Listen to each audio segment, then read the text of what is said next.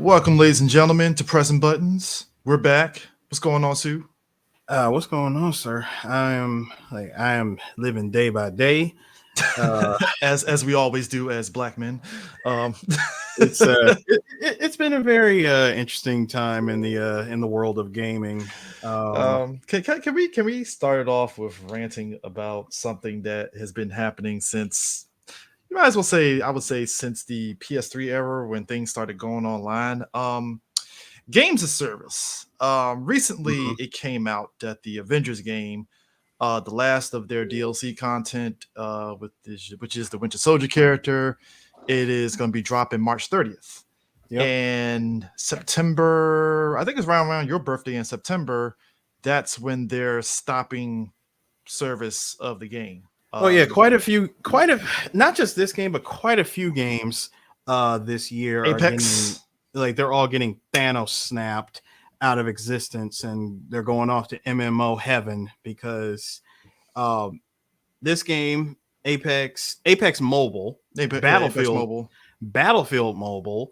Um, what was that game? That game they tried to get the whole FGC into into playing. What was it? Not Rumble. What was it? What was it? Rumbleverse. I think was that the one Yeah, where they had different characters that played differently or some shit like that. it was that wrestling action RPG MMO type of game. Yeah, it was kind of like the dodgeball shit. That's Yeah, that it was everybody streams. Rumbleverse. Yeah, Yeah, Rumbleverse. Rumbleverse, Epic Rum- Games. Yeah, Rumbleverse is shutting down literally after 6 months. half a year. Didn't even last half. Didn't even last a year. Half a year, and they're like, yeah, we're shutting down. And it's kind of a thing now where So here's the thing, and beyond just games, we as a society, I'm not gonna say us, but just the corporate world is very greed based, and when you have the people that you're listening to are the what's the word for them,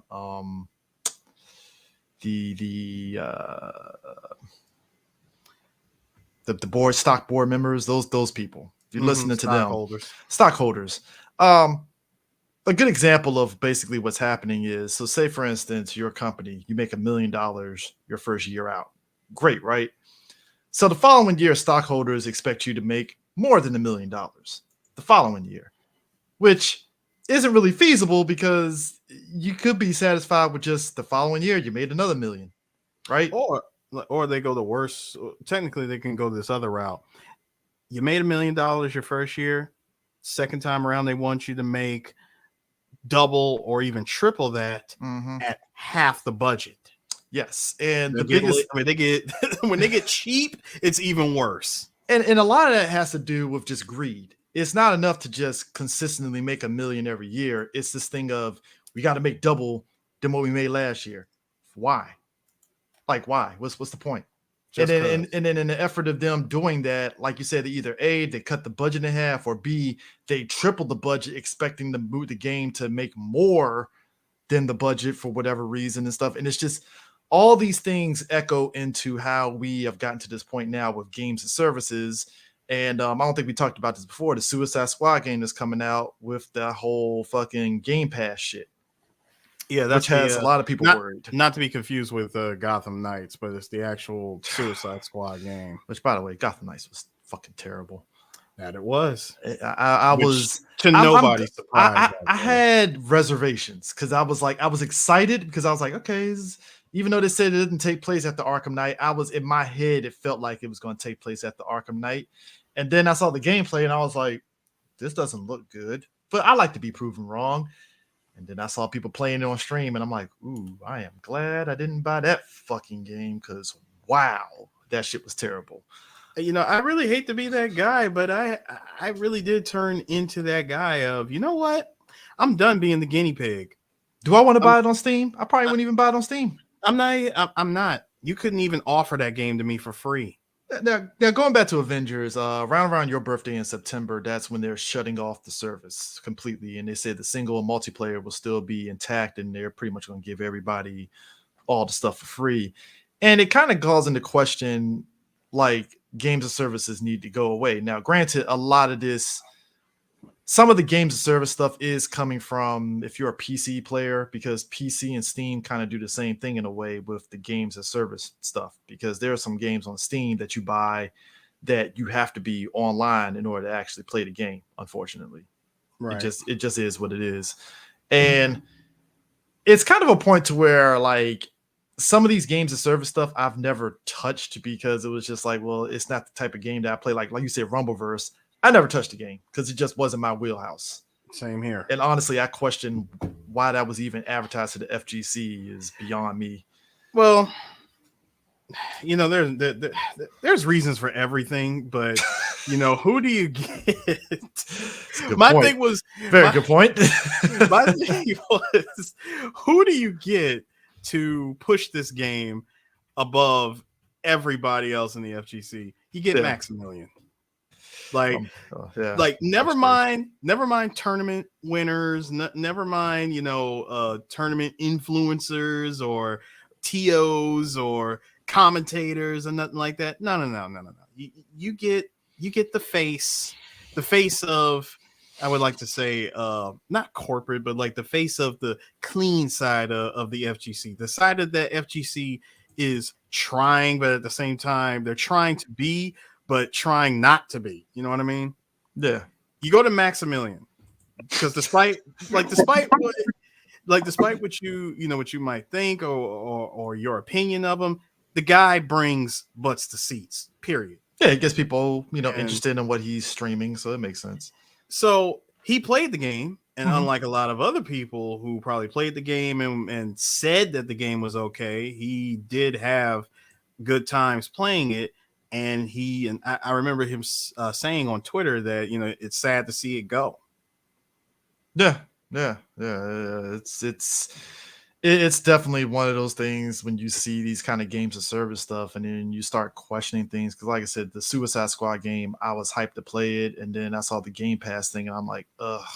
Like, and the thing of it is that kind of irked me with it was like, we just had a Guardians of the Galaxy game that was actually really good, surprisingly for a lot of us, because we were kind of like, I don't know, this game might be shit. And then we play it and it's like, oh, it's actually really good. Like, goddamn. Keep it real, Chris. That game was more Guardians of the Galaxy was an apology. Low key it was, because it came out like I think a couple of months after Avengers, and people were like, well, what the hell? This is like a night and day difference in gameplay. The fuck? That game was such an apology. So it was like, it was one of those unknowingly apologies where you're saying sorry, but you're like, what am I saying sorry for? Like, that kind of thing in a way. But like when I played through that game, there's still costumes I got to find in that game that I didn't unlock, because there's a good chunk of them I'm still didn't see, because you play through different levels. If you explore, you can unlock certain things that has the costumes in it. So I'm like, all right, cool. I can go back and play it a second time and, play through it and have fun. And that's something that's missing from a lot of games now, because they're doing the Game Pass, the games of service, and we're going to put this behind a paywall. Maddie, what's that? Was it Maddie McMuscles? Whatever that dude. Oh, Matt McMuscles. Yeah. Matt McMuscles. He did a video for Asura's Wrath, and that, holy shit, I'm glad I didn't fucking pay for that game or even touch that game. Wow. Can I be that guy? Can I be that guy again, Chris? Be that guy, Eris. Be that guy, Eris. I knew you stand that game at one point. No, I didn't. No, you never did. I never did stand that game. What are you talking about? You did for like a day and a half. No, shut up. You did for like about 3 days. I remember is that technically? No. It wasn't even 3 days. No, let me tell you. Eris got to like his 4th trophy. He was like, okay, D, let me tell you the bullshit that Capcom is doing. And remember, it was all at once. How did I miss this? Capcom was just doing stuff. It was just so funny, man. This is what it was. I wasn't standing it. I said, okay, I want to play this game. Let me see what this is about. We already know what the game was about. Yeah. It's anime. No. I'm just going off the character. This guy was pretty much the blueprint for every Hawaiian button-up shirt of the early 2000s. Sir. No. He was the Monster Energy. Yeah. Of back then. Through that 6 arms, like 6 arms demigod, Asura. And I said, okay, let's see what this game is about. I played through the game, and before I could even finish the game, I hear rumors, and my rumors are confirmed that DLC was coming, but it's the DLC that you have to buy in order to finish the game. $1.99. That rubbed me the wrong way. It irked the hell out of me. And then the other part was, DLC for fighting Evil Ryu. Next DLC fighting Oni, and I said $1.99 each. This is stupid. Dog. $1.99 each, dumbest and I thing think the ever. last 4 episodes they packaged it together, and you paid a grand total of I think either $5.99 or $6.99 for it. To this That still day, doesn't make any sense. It That's was still stupid. to this day, in that closet behind me is the physical copy I bought in Japan. Now, fun little story. 9 years later, 2022, D has the PlayStation Plus pass, got all the games and all the rest of the shit. Mhm. Flipping through the games. Donnie like, Dad, what's that? Oh, that's Asura's Wrath. Oh, really? Yeah, you might like it. He played it for 4 days. Hey, Donnie, I see no trophies on it. What's going on? Oh, yeah, I don't want to play it. Why? They asking too much, and it's all cutscenes. It's just it's just quick time. It's Folks, just quick time everywhere. That's what folks, he said. I was dying. Asura's Wrath was a 1080p update to the old school. You guys remember the Sega CD games where you play left, right, A, B, and it was really like, for instance, and I ate the shit up on the Sega on the Sega CD days. You know, my cousins had it.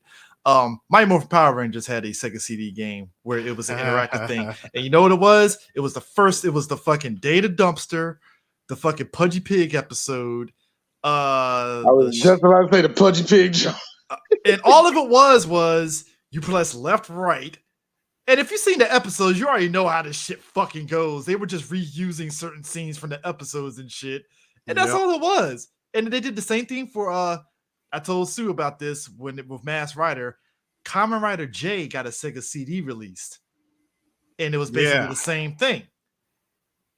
That's all Asura's Wrath was. You press left, you press right, you mash B when you're fighting the character. I was about to say, Donnie told me like, Dad, the most I did was mash X. When you fight the bosses, all it is I dodge this big R1, R2, what was it? L2, L1, I mean L2, R1, L2, R. Like it's mashing square to beat the boss up because their health bar goes down, and it's just that's all it was quick time events. It was a mess. And I know what you're saying, smart ass. I know what you're saying, smart ass. Well, they do the same thing in Yakuza. Ride a dick. Okay, first off, ride multiple dicks. All right? I can actually play Yakuza. I play side missions that are actually fun. I actually can play and beat up randos that want to pick fights with me on the streets of Kamurocho. That's gameplay. Do you know what real gameplay is? Do you know what real gameplay is? Kiryu telling a little girl, stop selling your underwear. And she was like, you know what, Kiryu-san? You're right. Thank you. Real estate schemes. Hey, look, dog, real talk. I love Yakuza 0. Fuck you. This whole thing is gambling at this point. Because you cannot master the real estate thing. It's straight up gambling. Oh my God. I had to stop playing. I really want to run back Yakuza 0 as a stream because I swear to you, I didn't stream it. D saw me do a brief part of it.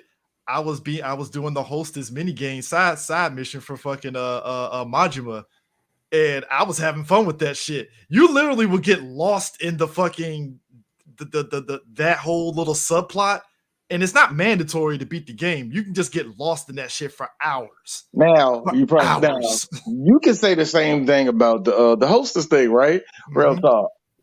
Okay, yeah, you can say that's the same thing, big gambling and all the rest of that shit. But you know what D says? Fuck you, I'm a pimp. Oh, exactly. D's a good pimp. I'm a good pimp. So it goes back to this whole game. So it goes back to the whole games of service thing where you're sitting back and I'm like, we're getting nickel and dime as gamers because companies are being greedy and trying to double up on their profits instead of just being content with just making profits every year regardless. It is ridiculous. It is weird to me how they said, "Oh, we see what the free to play thing is doing. Let's do the same thing, but don't have the same features and just have the live service and nothing." Like why? Why? I hate that shit. Yeah, that's what rubbed me wrong with the Suicide Squad Game Pass. I get Game Pass for skins. I just played Guardians of the Galaxy where I can unlock skins by playing through certain parts of the game and finding things. What the hell? Like, By the way, I agree with both of you. I agree with Eris totally. That was an apology. I don't care what you say. That was an apology. no. I know. I agree on the Guardian of the apology. Galaxy is nice, I don't think it was a purposeful apology, but it was definitely. You know what? You can tell. Look, put it this way, Chris. You could tell the producer of the game was like, "Okay, so we ain't doing that no more." I will say that. I will say that. That was more. No, it was more so. All right, we got to do something. We're getting killed in the reviews now. And that wasn't even Square Enix that did the Guardians of the game. I think that was it Activision? I think that was Activision. Yeah, Activision did that one. So I think Activision probably, you know what? You're right, sir, both of y'all. Because I think Activision saw that Square Enix Avengers game. It was like, oh no, we're not doing that. Oh, you have to. And you know what? Here's the funny thing. I will say this, and I've noticed that at least with Star Wars, the Disney license, you only got 2 games to fuck up on them before they start really barking at y'all. Messing up their game. I will give Disney why do you think Disney? You have 2 fuck ups before they throw you in the garbage. So why do you think we got so many of the Lego Disney fucking property games? Because you can't fuck that up. Can't fuck up I actually call bullshit.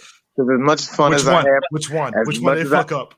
As much fun as I had playing it, I do not want to play the Force Awakens one again. I don't. I just don't. I bought it for PS5. It's fun, but it's definitely one of those. It's not the good. It's not the good one. You know what I'm saying? It's whatever. I don't know.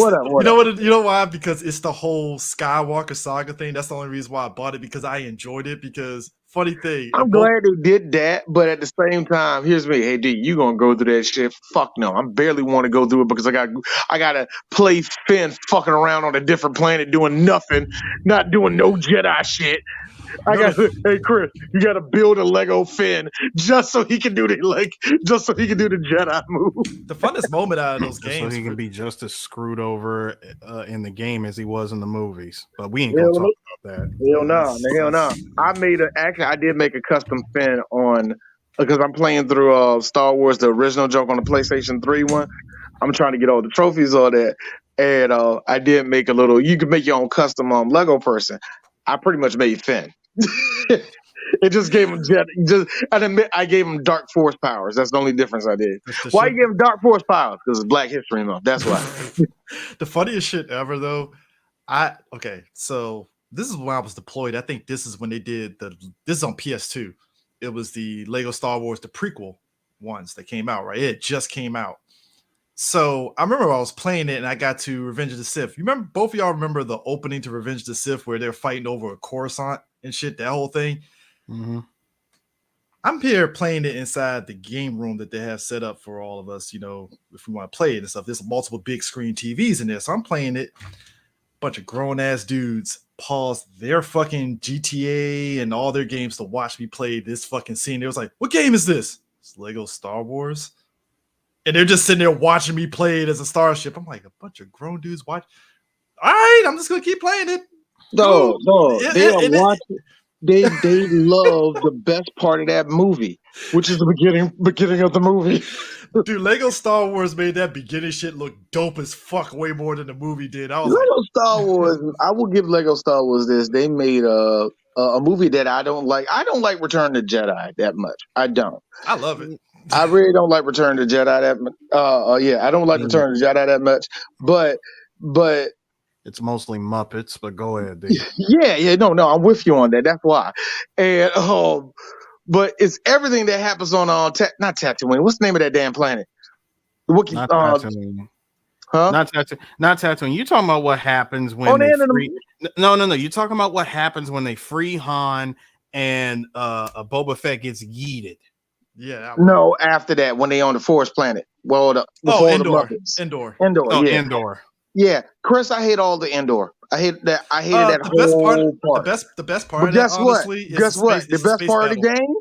But the best part of the game is that The space battle with Lando and them out in space in indoor. Best moment of the movie, bar none. I will literally watch that shit once a week because I'm like, that shit was dope as fuck, man. They're fighting on the fucking construction of the Death Star and shit.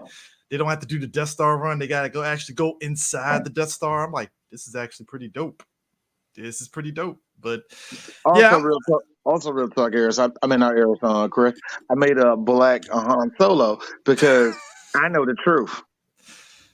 I know the truth. Lando is Black Han Solo. What are you talking about? No. Because George Lucas wanted Thurman to be a Han Solo.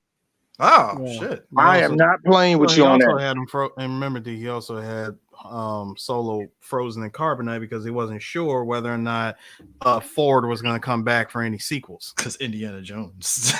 The thing what happened with Thurman was he was like, man, he a good looking brother. He ain't been in no movies, yada yada yada. We gonna pick him. And the executive is like, are you sure? And George Lucas sat and like, oh my God, he gotta kiss a white woman. They're not gonna like that. Crap. But I'm hoping that that people start speaking with their money and games of service start slowing up. But I know it's not going to slow up. And you know what? You It's can not. hope. You can hope. And I think it's going to take for them to get embarrassed. Well, no, because they already got. Because I was like, well, D Anthem came out, so you can't say that, bro. Anthem was a wet fart. See, that's what I thought would have Of did it for epic them. proportions. Man, I thought Anthem would have been the one where every company is like, hey, yo, let's rethink this whole situation about doing. No, it got worse actually. So Dude, Anthem only exists to make you forget about Paragon. yeah.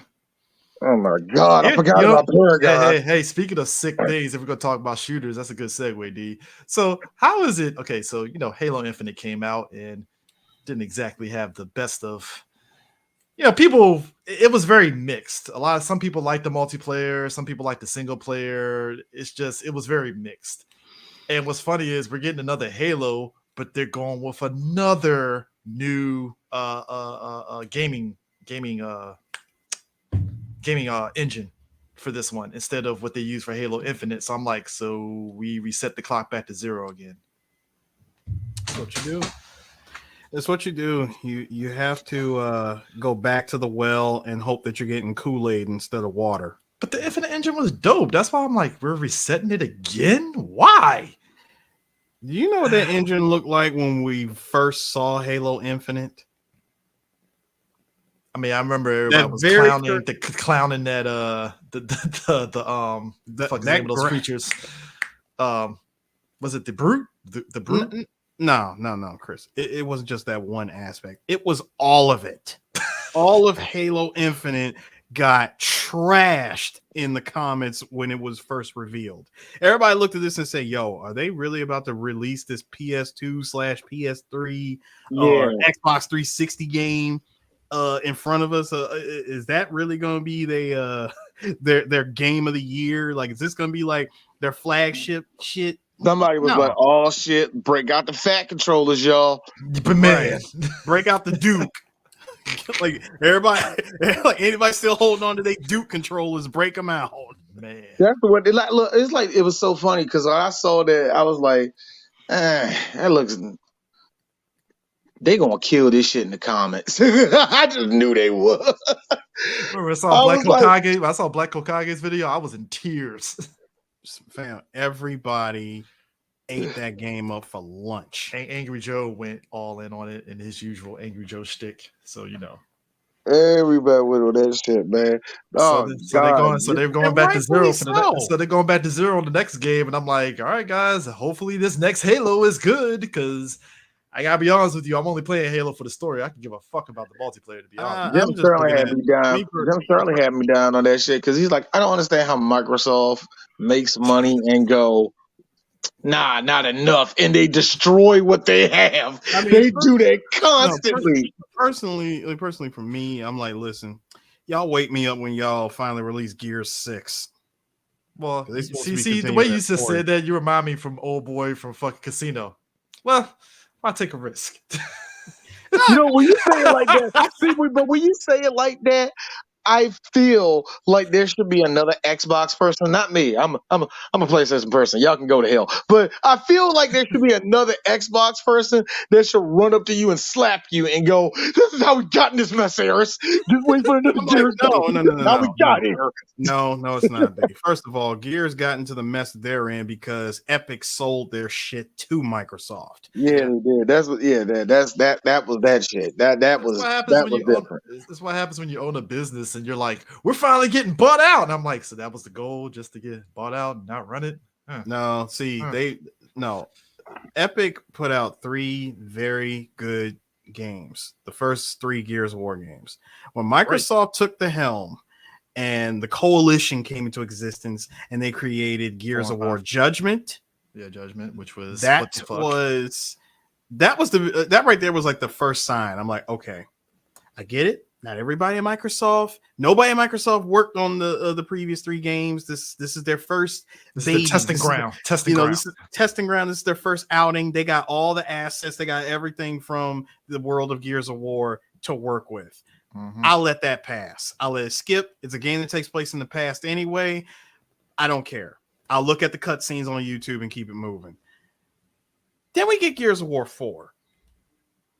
Gears of War 4 did everything, well, most things, very well. What killed Gears of War 4 for me, that wonderful thing that still plagues video games to this day, microtransactions. Oh, yes, it did. Microtransactions and loot boxes. And then didn't they try that again in 5? And they did it again in 5. They gave us more loot boxes. Again, I'm only playing the Gears games for the single player. I don't. That's all I care for. It's the same thing with Halo. I'm just all I the care single about. player. I mean that and that was remember that I was about to say you already said it. That last one, man. They was like, well, everybody else is putting a whole lot of fucking loot boxes in their shit just cause. Why not? Why not? Battlefront 2 suffered because of loot boxes, which is the You know reason what? why The video game industry showed me two things. Battleborn. Yo, the video game industry has approved of us 2 things. 2 things that they couldn't handle. Number one, and they still show that they can't handle it, which is nostalgia. They can never handle nostalgia, right? They either always go overboard on it or make it way too meta. Hey guys, it's the 80s, you know. Video games have proven that they can't handle that shit. And the other thing they've proven they can't handle is jealousy. They already proven that if it worked for Bethesda, then it can work for us. Well, if it worked for Epic, it can work for us. Well, if it worked for EA, it can work for us. By gum, if it worked for the Japanese, it worked for us. Stupid Americans. We don't know what the fuck we are doing. We're Capcom. Hold on. Better yet, if it works for Capcom and it's going to work for us over here in Konami, ain't nobody in this room. Look. Them 2.5 years at Capcom was hell when they were trying to be like, we're trying to get Call of Duty numbers, and you tanked Bionic Commando. And what was the name of that fucking other game? Where you were out in the cold. Lost Planet. Lost Planet. You tanked Lost Planet and Bionic Commando. Congratulations, Capcom. Oh, and you almost tanked Devil May Cry with that fucking mid-ass damn DMC. So first of all, congrats. no. See, I'm okay. I'm sorry, Chris. I gotta stop. I gotta disagree with you on that. DMC, or as I like to call Dante, the Dante DMC game. If this game was titled anything but Devil May Cry, it'd be fine. People would have actually accepted this as a good game because on its own merits, it's a good game. It was fine. It could have been if that was Ninja Theory's original game that was trying to ape Devil May Cry, I would have been fine with it. Hey, flattery. It's always good. Games have done it. It's always good to have a game that hey, we're flattered that this game is trying to be like Devil May Cry. Cool. They But could have you- called that. Listen, they could have called that game Demon Night Rush or something. And First off, And that's you need to- he's first- actually kind of right. He first could off, have sir, called it that. First off, you need to trademark that goddamn game because somebody's gonna fucking name a game that. I already think it's already a game out there named Demon Night Rush. It has to be. That's like Bloody Night Vampire. You know, in some type of way, in some type of combination, that's how it's been used. There's no name like that. You better get on that shit now. You gotta do both. You gotta do both. Night with just starting with N and night starting with a K. With a K. You gotta trademark both of that shit. Oh my gosh, man. That just sounds like that's a mobile game right there, man. no, but Endless Google ads. no, but hold on. But think Like about Demon it. With a Right name- Rush now. Sponsored No, by 3PG. with a name, no, seriously, with a name like that, that fits that 2013 timeline when this game came out. Hey, Chris. Mhm. Look who's featured in the game this month. Power Rangers. Dante from Devil May Cry featured in Demon Night Rush. I mean, Get him now. It would have been, like I said, this game would have been So more accepted. So if basically- Hey, you know, G, look what we got. The DOA girls. Hey, Aaron, how much is Tecmo Koei paying you for that shit? They they're paying? paying me. baby, yeah, bison dollars. It's crazy. Oh yeah, you know that. You know what? I think Toei Tecmo it has been broke for the last 5 years, and they just haven't told nobody. Like No. Actually, do you know really what the real issue what's going on with Tecmo and Koei is? Oh yeah, that's right. Dead or Alive is very much dead. Mhm. See, when DOA 6 came out, not only was that game, not only was that game just a massive piece of crap that just could not capture the essence of what made DOA 5 good. And that is they go and and, release. that's kind of a low bar to me And- too. No. See, you No try to go for disrespect, no you try to disrespect. go. I just feel that's a low bar that No. they could have easily passed. But hold on, dude. You try to go with this crap of you put out the ridiculous amount of microtransactions, not even loot boxes, just ridiculous microtransactions. Dog, they were charging for hair pieces to change the girls' hairstyles was a price. To get different costume colors was a price. Everything had a price. This became by far the most expensive fighting game on planet Earth. And the Now, thing is- you want to know the fun part? Here's the fun part. Y'all guys know me. I'm a fan of this series. Not no more. They utterly ruined Samurai Warriors and Dynasty Warriors for one main reason. Not enough DLC. Not only did they rework these games, but they reworked the characters. So, Eric, you know what you just said? The little piecing off shit? Wear these boots, wear these particular skirt, wear this particular bra, wear this particular hat. They did the same thing for that with Samurai Warriors and Dynasty Warriors. Two games. Not only, like I said, they reworked them and they play like hell. Seriously, they're terrible to play with. Not only is that game unplayable, but you bricked it by making sure that you make the player envious of shit it can't get unless you pay them. Yeah, But the other side of this, they showed their true colors. Actually, was it 5? Was it 5 really with all the DLC, or was it before that? Five had all the DLC. Yeah, definitely. it was. That is the Because it was so funny because when they did it on 5, I noticed how it leaked into Dynasty Warriors and Samurai Warriors. The DLC was there, but it wasn't that thick. When they reworked Dynasty Warriors, that list became massive. now here's the Oh thing. my God, it's greedy, bro. The flip side to them is that ever since DOA 6, they've gotten a little bit better. You know, obviously Ultimate Alliance 3, which I still feel I wasn't really feeling that much. But you have Neo 2. They've done some of the Fire Emblem games for Nintendo. Neo 2, Fire Emblem games. Hey, Neo 2. I see y'all DLC. Don't dig your slick, but go ahead. Yeah. Neo 2 is a good game, by the way. It's a really good game. Really good game. Persona 5, Mhm. Strikers. And I think the latest one that they did was Strangers in Paradise Final Fantasy Origins, which is actually low-key a really good game. dead serious. It's Now really good. Now you know there's more rumors going around the rumor mill of we're there's a possibility that we're getting a new Ninja Gaiden. Well, they got two of them. I know. Remember, I think you weren't on. No, me and you were watching the stream last year. That game was at Wolong, the Fallen Dynasty. Yeah, that one was dope. But I'm not even talking about that game. I'm talking about straight up. They're bringing in Ryu Hayabusa, and they're gonna do another Ninja Gaiden. So it's to take place after Ninja Gaiden 3, basically. I'm assuming because they put out the Master Collection last year. They did, which was also garbage. Yeah, that was the laziest collection of games ever. I mean, it was terrible. You give us the three main new Ninja Gaiden games from the Xbox, the PS3, and Sigma all that. 2, Sigma, and Razor's Edge.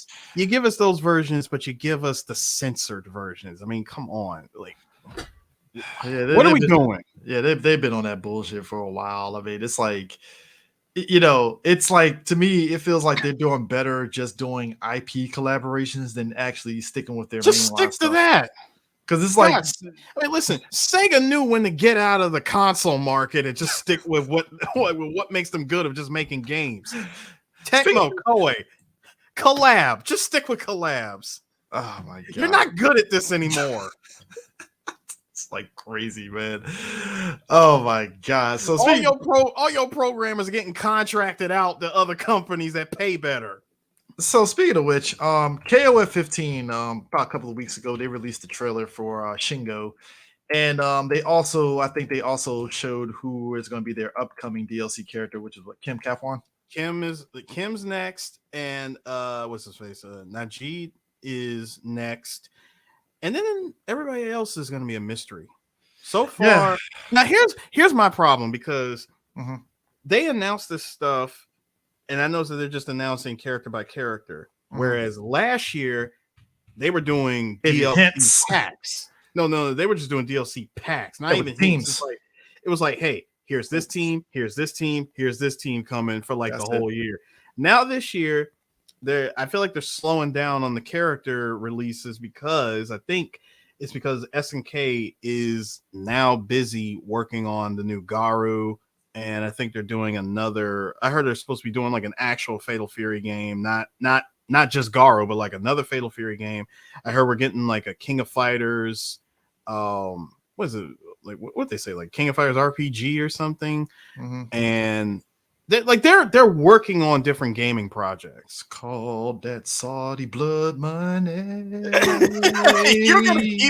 I swear, you're gonna keep invoking that, aren't you? I will forever invoke that shit. It's that Saudi blood money that came in. They're like, hey, we got all this money, might as well take it loose. Give them a Garou. I'm just happy that we are getting a new Garou, because damn it, we've been out in the cold for waiting on the new Fatal Fury game for the longest time. Like, I'm glad they decided, yes, we're not just doing King of Fighters. We're gonna do the other games. I mean, give us a new Fatal Fury, give us a new Art of Fighting, give us another Samurai Showdown, one that won't die due to y'all wanting to be what's that word? Stingy with releasing it on all platforms. It's a shame, because that new Samurai Showdown was actually really good. It looks good. It definitely looks good. And I think what turned a lot of people off from Samurai Showdown was how the game plays. Like, it plays like traditional Samurai Showdown. People thought just from the way it looked, this was gonna play like some Street Fighter shit.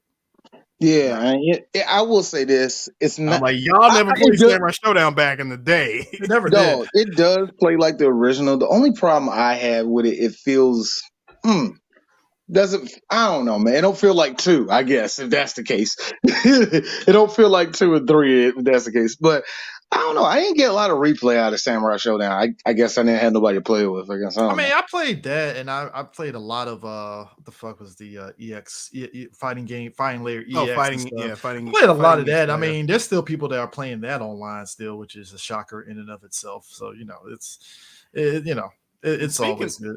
Speaking of fighting games, quite a few fighting games have been experiencing their first rollout of their updates for rollback netcode. What got hit for the rollback? So quite a few. Dragon Ball got it. Samurai Showdown got it. King of Fighters, of course, got it. Tekken has already had it. Like damn near every major fighting game that has come out is now getting rollback netcode, or at least an update for rollback netcode. Yeah. Oh, speaking of which, Tekken World Tour. I hate to be that person. What does that mean? Please tell me what does that mean? So for rollback netcode, basically it means that you're now playing, like when you play against somebody, it's supposed to feel more like you're actually playing, next to the person. It's kind of like GGPO back in the day. Yeah, like you're basically it feels like you're playing next to that person that you're playing against online. Like the connection, not so much the connection, but the net code should not be terrible. Meaning you press a button and then 2 seconds later the action shows up. Like it should not be like that. Because I played, because I remember I played CBS2 on GGPO, and I played Third Strike on GGPO. This is before Xbox Live. I think because I'm trying to remember, did Xbox Live have CBS2 online, or was it Third Strike online? Yeah, CBS2. But I played GGPO with CBS2 and Third Strike, and it was actually really good. And Third Strike wasn't that bad, yeah. No, this is what happens. But this is what happens when you try to play a lot of these fighting games during lockdown, and everybody was using Parsec. Mm-hmm. See, when everybody was using Parsec, that shit felt like you were doing couch versus. Y'all was in the same room playing, and you playing against somebody who lives across the damn pond. Like that's how close the connection felt. Yeah. But but sometimes you could be a company that finds out that your game was given a net code, or somebody hacked your game and put in a much better net code, than you guys did yourself. Looking at you, Street Fighter. See, D, you probably might not be aware of this, but when Street Fighter 5 came out, it had like the worst net code in human history, and somebody, but it was bad. No, it was awful. One person went out of their way to reprogram the game's netcode by themselves. They fixed it. People were playing the game. More people actually came in to play Street Fighter 5 online just because of this netcode hack. Capcom saw it, slapped it with a cease and desist, updated it, patched it out, and of course never used it. Okay. As far got real quick. I played the Street Fighter 6 beta. I gotta talk about something. I understand the logic of wanting to make things easy for people to jump in, for new people to play. But I'm gonna be real. That modern control type for Street Fighter 6 is ass. It is a 6-pack of ass. What the fuck is that shit? Well, Chris, you do know that Capcom, much like any other company, they're trying to get everybody and their mama to play the game because they know it's not the 90s anymore. Let me tell you what the control scheme for this is. Square is light attack, X is medium attack, circle is heavy attack, triangle is special move, L2 is a throw, L1 is drive impact, R2 is assist, and R1 is drive parry, right? Fine. Now, classic control. Square is light punch, X is light kick, triangle medium punch, circle medium kick, R2 and R1 is the heavies, right? And I'm like, all right, cool. Throw is that, drive thing is that. And I'm like, thank you. This is I don't understand. Even if it's for new people, I think new people are going to be very confused with the modern control type. I don't think they're going to be confused because, as long as people are given a choice, nobody's really going to I don't think no pro player is going to go in and be like, yeah, I'm going to play with modern controls. No, I feel everybody are going to be getting rolled over. No, see, online. They will. They're only going to feel like they're hot shit when they're playing against other newbies. And only to the uninitiated. But to people that have been around the block more than once, we're going to notice that modern control scheme, be like, okay, so we know what you're going to do. You're going to be more likely to be mashing and spamming the special attacks left and right. And thanks to this game, I will just parry all day. Yeah. Now, the game come at me. Now, the game overall, I like it. It's really good. I messed around with Ryu. I tried to stream it, and I was like, you know what? Fuck it. For the first time, I'm just going to play it without streaming it and just have fun with it. Yeah, Sega recently. They okay. All right. So I got the story on that. You got one. the inside track Well, on that one. So Like basically what happened with Sega, they pretty much just took their name off of all of their arcades in Japan, newer ones or the and old ones? all of them. Like you try to go to Akihabara and you look for like all the Club Segas, then Club Sega's no more. It's like it was gone. Oh, I knew during that, the but pandemic. wow, Okay. wow, that's So like they had that other company, Gigo. Like Gigo had like one whole building to itself, and then they were gone. Like, and it's not like Gigo was something that just came up like like out of nowhere. No, Gigo had been around for quite some time as well, but that location in Akihabara is gone. In fact, I looked at what Akihabara looks like now ever since the borders open. It ain't the same. It just ain't the same. yeah. But yeah, thank God Leisureland thank God Leisureland and Hay are still there, but So God, are they done making arcade games? they still make they'll still make games for the arcade, but they're just they just sold off their locations. They're just out of of having their Club Segas. They just want to get out of running their own buildings and all that stuff for the games. They're like, hey, we're gonna still make games for the arcade, and we're just gonna put them in various arcades because Taito pretty much took over the arcade market in Japan. Yeah, like between Taito and Namco. Yeah. But going back to the netcode though for fighting games, that's actually pretty nice. I mean, that came from that big fighting game That kind big of conference, that big Zoom call that Big all Zoom the call. producers, all the major producers for like various fighting games just got together to have one big conversation. Something that back in the 90s we would have never seen.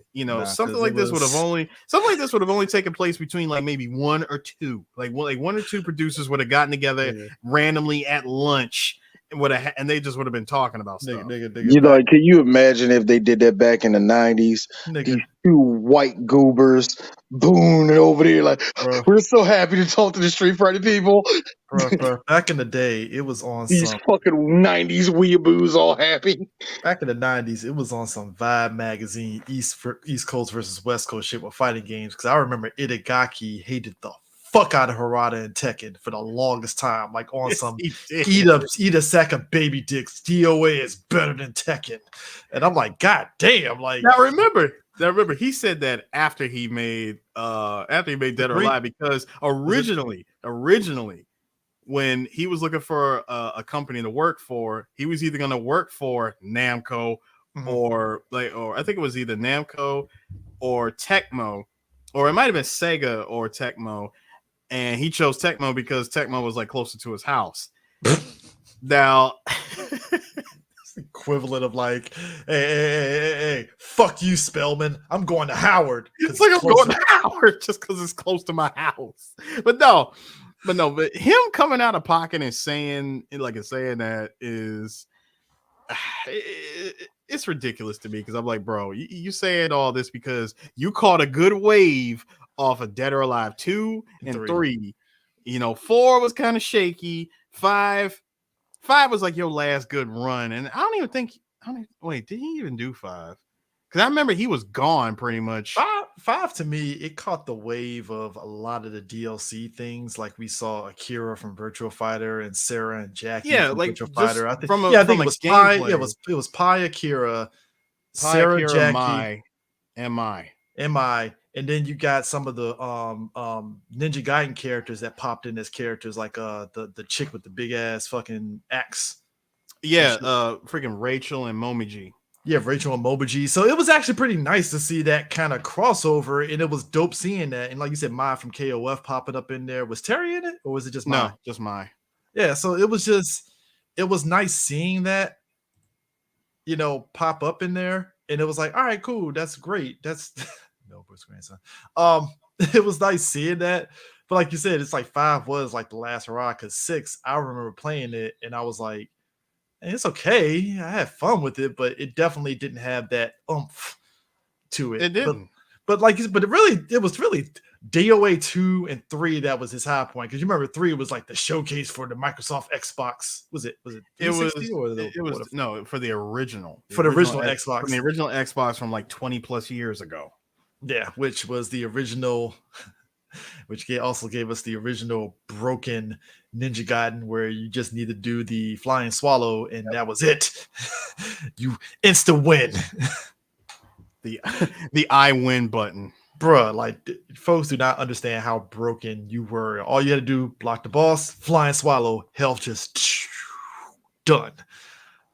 Then Sigma nerfed it, and I was very sad when that happened. Like, damn it.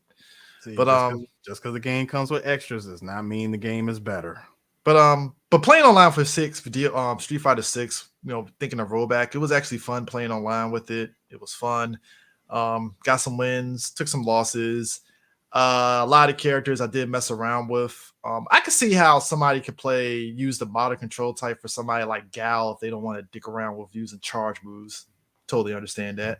Mhm. Even though it's still kind of iffy because before I switched over to classic, when I was using modern, I was like, why the fuck am I not kicking? And I was wondering what the hell was going on. I was like, oh, it's the modern control type. Damn it. And I took like 3 losses off that shit before I switched over. Now I heard you say earlier, you said there's like an action button, like a straight up like special move button now. Do stuff button, basically. Yeah, basically.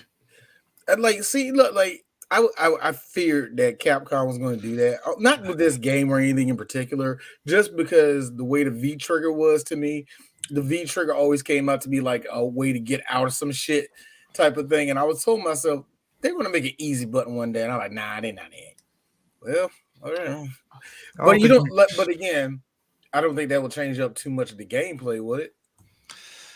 If you're used to playing with the classic one, you're going to definitely be confused. But it's a lot like playing King of Fighters 14 and 15 with the simplified button controls. Okay, cool. I never messed with the simplified. It nerfs and hinders your not your mobility, but it hinders the hell out of your gameplay tactics. So like, no, it hinders it limits you actually.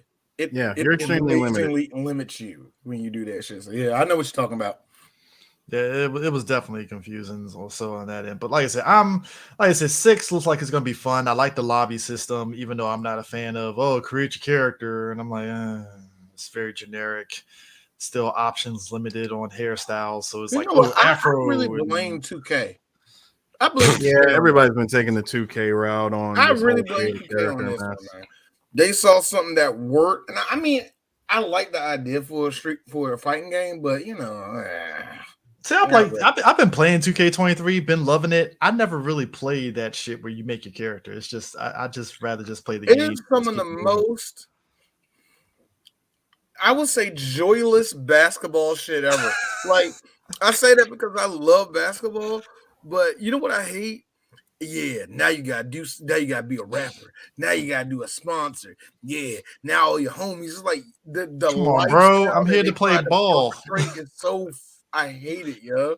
It's like, come on, bro. I'm here to play ball, not fucking be a rapper. You need more Gatorade, whatever. I'm like, nigga, can I play Can I play against the Dallas Mavericks right now, man? All I want to do. No, but you can give us $200 for $1 million VC. Like, dog. Here's another thing. You know what? I hated that storyline. Bring Michael B. Jordan back. Bring that one back. Yeah, might as well. The one with Michael B. Jordan was the whack one. That one, and I think the one next. What was the one after that? I think that was whack too.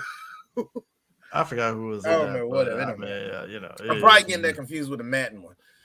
Yeah, but Zelina Vega got announced that during the Royal Rumble, she's one of the announcers for Street Fighter 6. And good for her. Yeah, good for her. Yeah, I saw that. I was like, oh, that's what she's doing. Because you could have went in the game. I was like, okay, that's different. I'm cool with that. Right. Having her be one of the selections for commentary is dope, because you could have went very typical, like we would have seen this shit coming. Pokimane as the announcer. I would have threw the fucking game in the trash immediately. No, Chris, I wasn't even going there. I'm talking, you could have went like super typical and got Xavier Woods or I'll be fine a with that. Kenny Omega or something. Y'all, Oh, you know, Kenny would have cheesed it up too. yeah, but I'm saying you went with Vega. You gave it to her, and I'm like, you know what? Thank you. Another option I would have, that I would have also accepted, which would have been way too easy of a damn layup. Give it to Asuka. Let her be one of the Japanese commentators. Nah, she can't. Toei Tecmo was like, no, bitch, we still need you for mocap. Well, hell, she did. Hold on, she did mocap for the Virtual Fighter as well. That's what I'm saying. Toei Tecmo. It's Toei Tecmo. Sega. Wait a minute. Virtual Fighter. Virtual Fighter. Yeah, thank you. Thank you, Jesus Christ. Thank you. Yeah, I got it wrong. I'm getting look, it's like this. I'm getting the fighter I don't play a lot mixed up with another fighter I don't play a lot. Oh man, we're supposed to be getting some Tekken news after this big Tekken World Cup, which I'll probably have on in the background today. You know what? I know I'm late, but when I saw Baki yesterday, I'm late on that. I just saw that shit yesterday, and I was like, Got the Netflix what is Baki? he going to do?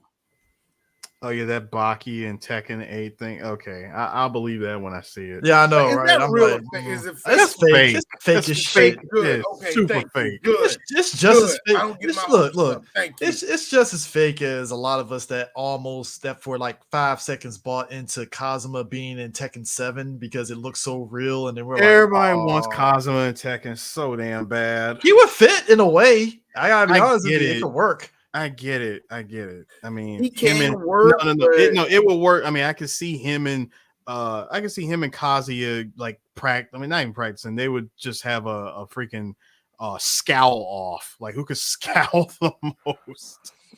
I mean, yeah, I don't get it. The big news though that popped up this week. Scowls and Suntory. So Nintendo, Sony, and Microsoft basically chucked the deuces to E3, and for some reason, there's pockets of people that are like, "Oh my god, I'm so sad for E3." Meanwhile, I'm like, Are you really? "Fuck them." Meanwhile, I'm like, "Fuck them. They deserve to burn." I'm sorry. The second Nintendo decided, Direct? no, Yeah, we're doing this from a different location. We saw it coming. The writing was we on all the saw wall. it coming. Like we said it best. E3 was nice when it was this exclusive thing that you could watch on TV, whether it was on G4 or you happened to have GamePro TV or whatever and stuff if you had good internet connection for that shit. But then just over time, like once internet started getting good and we had message boards and YouTube started coming up, it was like, well, what's the point of E3 unless you wanted to go there to hang out with your friends in LA? One of the best things that happened back E3. That was much like a lot of things. The best thing that happened to E3 was the internet, and the worst thing that happened to it was the internet. So, hey. And they never adapted. No, yeah, we all know that. We know E3 never adapted, much like G4 never adapted. You're talking about two entities that for a time were needed but are no longer needed because this very same people that you are catering your gaming announcements and news and all this other stuff, those very same people are doing it better than you. Yes. All y'all have people like us three and other people are just killing it. All you had to do was just put together small press conferences. You didn't have to take over an entire convention center or an arena. You can do the shit from your freaking corporate office. Just make the announcement, wave to the camera, signal the camera, and drop the trailer. Done. I remember actually, like when we all three was out in San Diego, I was talking to one of the other outlets, and dude was telling me this straight up. He was like, I went to this thing for the last 10 years. This is shit now. And trust me, it's going to be shit 4 years from now because the more accessibility to this place, the more fans and the more Hollywood. And when Hollywood shows up, God bless them. They don't give a fuck about this place. Yeah, it's kind of like San Diego. That's what you get. And the same thing goes for San Diego. E3. No. He was saying that's what happened with San Diego. But the same thing goes for E3. The second we started getting all that super coverage, and it was actually a rush to see what the newest trailer was and all the rest of that shit, that was the beginning of the end. That was the beginning of the end, especially when everybody started doing the war, who had the better day, Xbox or whatever. And then I remember Nintendo wasn't there. And then they did Nintendo Direct, and something told me one of them are going to do the same thing years later. No, And that's it. It was clearly that line from the Joker and Dark Knight. Nintendo, they're just the beginning. Yeah. Because what led to that was Sony coming out and saying, look, E3, we'll still come and do your thing. Hell, remember EA like backed out and they were doing their own thing for like a couple of years? Yeah, they were doing their own thing. Now, that was a big – now, real talk. When EA did that, I understood it, but at the same time, that was a big dick swing move that they really thought they could accomplish. But see, it was Sony that came out and said, look, E3, we'll still appear for your stuff, but we got our own thing. We got State of Play and the Sony Experience. They got 2 shows. Don't be telling us what to do. And the thing of it is, it's like, don't tell us what to do. And the thing of it is, like, once everybody was just looking at Microsoft like, you next, nigga. And like D said, like once you open it up to the general public, because it used to just be you had to be press and somebody in the actual gaming industry kind of thing. So it made it kind of like that exclusive. And you might get some content creators that pop up there, because I think Angry Joe used to go there as a content creator kind of type media personality. You get those folks there. So it kind of made it exclusive in a way where you're like, oh shit, I need to hear what Angry Joe got to say about this. You know what? Also, and call D stupid, call D crazy. All right. It could also do something about how all of these games that get shown at E3 and all that, they're released in their utter shit or not finished at all. It could be because we get niggas like Todd that get his ass up on fucking stage every day. Hey guys, it's the same engine that Bethesda always give you, but it's gonna be better. Trust me. It could be that shit. It could be that shit. Or it could be how Activision had this fucking brilliant idea to overdo everything with Call of Duty. And they bring out the same it's the same shit. You guys know, could be that. Like you guys know, that's what I'm saying. You guys know one of the other things that it could, that it could be of why all 3 are pretty much done of going to E3. Mm-hmm. It's expensive. It's expensive as fly to hell. LA, fly to not LA, just fly, not even just flying. No, not even just flying. The space. Yeah, for Sony to get this huge part of the convention center, that's expensive. A space alone is $10,000. I'm sorry, what? $10,000 just to have a small amount of space. Just for a small amount. That's just be on the main floor. On the stage, it's even more. Yeah, it's even more. Like it's a whole lot more. It's a whole lot more money that these that all 3 of these companies would be getting charged, which is why Nintendo backed out. Sony backed out and said, "Screw it, we're gonna do it ourselves, smaller scale, but we'll just be dropping trailers."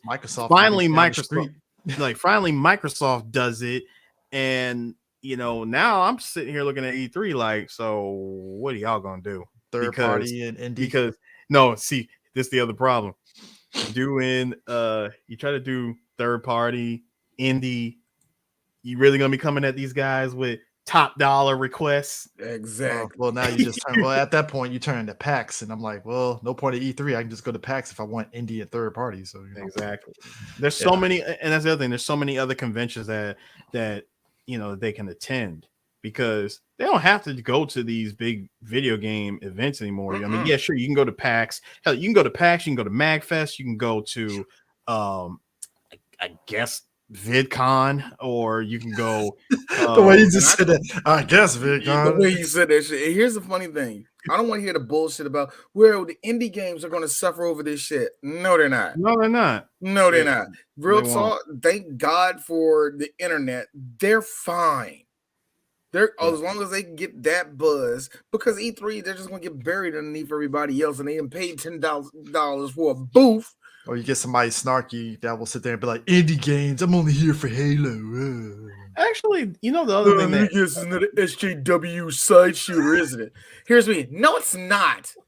but the character is like a lesbian. But thank you, but no. No, It's- one of the things that the indie side could do is they could put together their own thing, or they can get together with the other indie groups Exactly. and Make their do own their little trailer. own, make their like not just make their own trailer, but just make their own convention for for indie developers. they And could I'm pretty literally- sure they could- got like one or two, like in New York. Like I'm pretty sure they got something for that. That man. right, hold on, this right here, State of Play and Nintendo Direct even Mhm. highlights indie games. So that cuts out See? E3. They fucked even more. What's so the point of even that- E3 even so at this being point, there? at this point, Tokyo Game Show is really the only one that's still sticking around. Isn't that one exclusive too? I can talk about Nah, Tokyo and you know Game what? I was Show going to say because- water. Yeah, because since I have gone to Tokyo Game Show, I have witnessed I've witnessed the change at TGS. My very first year at TGS was 2012. It was already different then, but when I went, I had the time of my life. I saw everybody. I saw Nintendo, saw Sony, saw Microsoft. Cool. By 2015, this was the big change. When the Xbox One dropped and it was a massive flop in Japan, I saw Microsoft's last year in Japan for Tokyo Game Show, because 2018 when I went, it was the Sony show. It was Sony and Indie. No, I'm sorry, Sony, Konami, Indie. What's that? Nintendo. No, Nintendo wasn't there. I thought Nintendo comes to Tokyo Game Show. They got their own thing. They don't really bother okay. coming to TGS. But Okay. but no, it was Sony, Konami, Indie, Capcom, and more Indie. I mean, Because Microsoft, and honestly, Microsoft has never been good in Japan in the first fucking place. So right, they never have been. They never knew how to market for Japan. But they've had like some of the like that convention alone has primarily an indie turnout. Like it's huge for indie. So if you happen to be in Japan and you want like a big venue to highlight your stuff, go to Tokyo Game Show. but that would make the most sense. Be at Tokyo Game Show, to be honest with you. That would be the one that you can actually do the most traction at anyway. No, seriously, because 2 days of Tokyo Game Show is only for press and industry folks. Yeah, which is how it technically really should be. Yeah, the last 2 days that's for the public, but like the first 2 days is all again, it's all press and an industry folks. Also, you want to, and it's not even just the people that are just in Japan. They bring in indie developers from China, South Korea, Taiwan. I mean, all over the place. Yeah, I mean it's gonna be interesting this year because it was just like when they pulled out, I was like, holy shit! Like, well, and again, I still don't understand why people are really crying like this is the end of like a certain era of gaming that meant so much. I'm like, if anything, it was one of the most full of shit eras that we are getting it that it stands for. Yeah, I don't understand that shit, bro. I'm just laughing. Like people were really dropping tears. I'm like, for what? That shit was fucking dead for years. Like, the fuck we talking about here? Like, I'm like, y'all Man. really you really think that anybody even cared about going to E3 at all this 10 year? years ago Man, was the all 10 the years ago was moments. All 10 the years ago moments was I the cheered. 10 years ago when Nintendo did Direct, that was the writing on the wall then, and motherfuckers didn't want to believe it. I'm like, Hey Chris, real talk. This is no knock on the game because the game came out fantastic, but when they gave us that bullshit date for not Final Fantasy for Kingdom Hearts, something told me that the not E3 itself, but how much you can trust the crap that you see up there. That's when it broke for me. Because it wasn't just Kingdom Hearts. It was like 4 other games that same year that was supposed to come out and they went delayed. I think Mighty Number 9 was featured that year too, man. But whatever. It was still, I knew it right then. Like, I can't believe none of y'all. And then I had to hear Eris get mad until they did an update of Battlefield. And he was over there like, this is some bullshit. now They Repop. put all that music, hype me up with all that music in the trailer. Yeah. This joke is some crap. 2 weeks later, hey D, I've been playing this for 48 hours straight, nigga. Now here's the thing. Repop took over event planning for E3, and there's a couple of things they said. For years, we've listened and heard and studied the global gaming community's feedback. E3 2023 will be recognizably epic, a return to form that honors what we've always worked, while reshaping what didn't and setting a new benchmark for video game expos in 2023 and beyond. And then their next statement after that was, as we spent much of 2023 refining how E3 2023 would take shape, reflecting on feedback we solicited, we did not send a single contract to an exhibitor until the start of this month. We have received a tremendous amount of interest and verbal commitments from many of the biggest companies in the industry, and when we are ready to announce the exhibitors, we are confident it will be a lineup that will make the trip to Los Angeles well worth it for the industry and consumers alike. Okay. That sounds like a publisher's going to fuck you. Nah, that sounds you want to talk about? Hold on. That verbal sounds commitment? like- You don't have it Wait, on paper signature? Wait. Yo, Chris, that sounds like Blizzard and Activision are going to mess them up. It Hold just on, this sounds was a new- we're gonna this- do what? This was a news article, right, Chris? Mhm. News articles that is going to age like spoiled milk in the summertime. Man. I'm You talking mean to open tell carton sitting me- outside on the freaking front porch Verbal commitments. That's all in you got. 98-degree weather day. This is going to be lovely. Y'all, look, this is going to only be special if you're an indie indie developer, because I got a feeling if you go to that thing, it's like everybody else with the shit. Us indie people, we were having a time of our lives laughing at them. like I feel like they're the only people that's going to have fun at E3. I don't imagine anybody really having fun at E3 because the other thing besides the space being expensive, Mhm. coming up with game demos. All the games that get announced, when they announce it, the fact that they got to have some kind of demo there, that's also expensive because that takes time out of their it takes time out of the game developer's schedule to make just a demo version of something that they're already been working on for like the last couple of years or so. Hey, Kurt You know. Harris, RIP to that motherfucker that gotta organize that whole demo together, and RIP to the motherfucker that works in media that gotta put together a full of shit trailer for it. RIP to your time. I'm sorry, you're getting divorced. I'm so sorry you're going to get a divorce. This is not your fault. You are a good person. Blame Activision. It is not your problem. You did not do it. You did everything you could as a wife, as a husband. You did everything. The video game company ruined your because dog, I feel bad for anybody, especially because I heard stories recently about how they were ready to show God of War Ragnarok, but for some reason they was like, "Oh shit, nobody did the trailer." And they had to do that joke another whole week or something like that. And I was like, that person then didn't go to sleep. Yeah. This is definitely, like I said, we'll see what happens. Activision, they're paying out a $35 million settlement.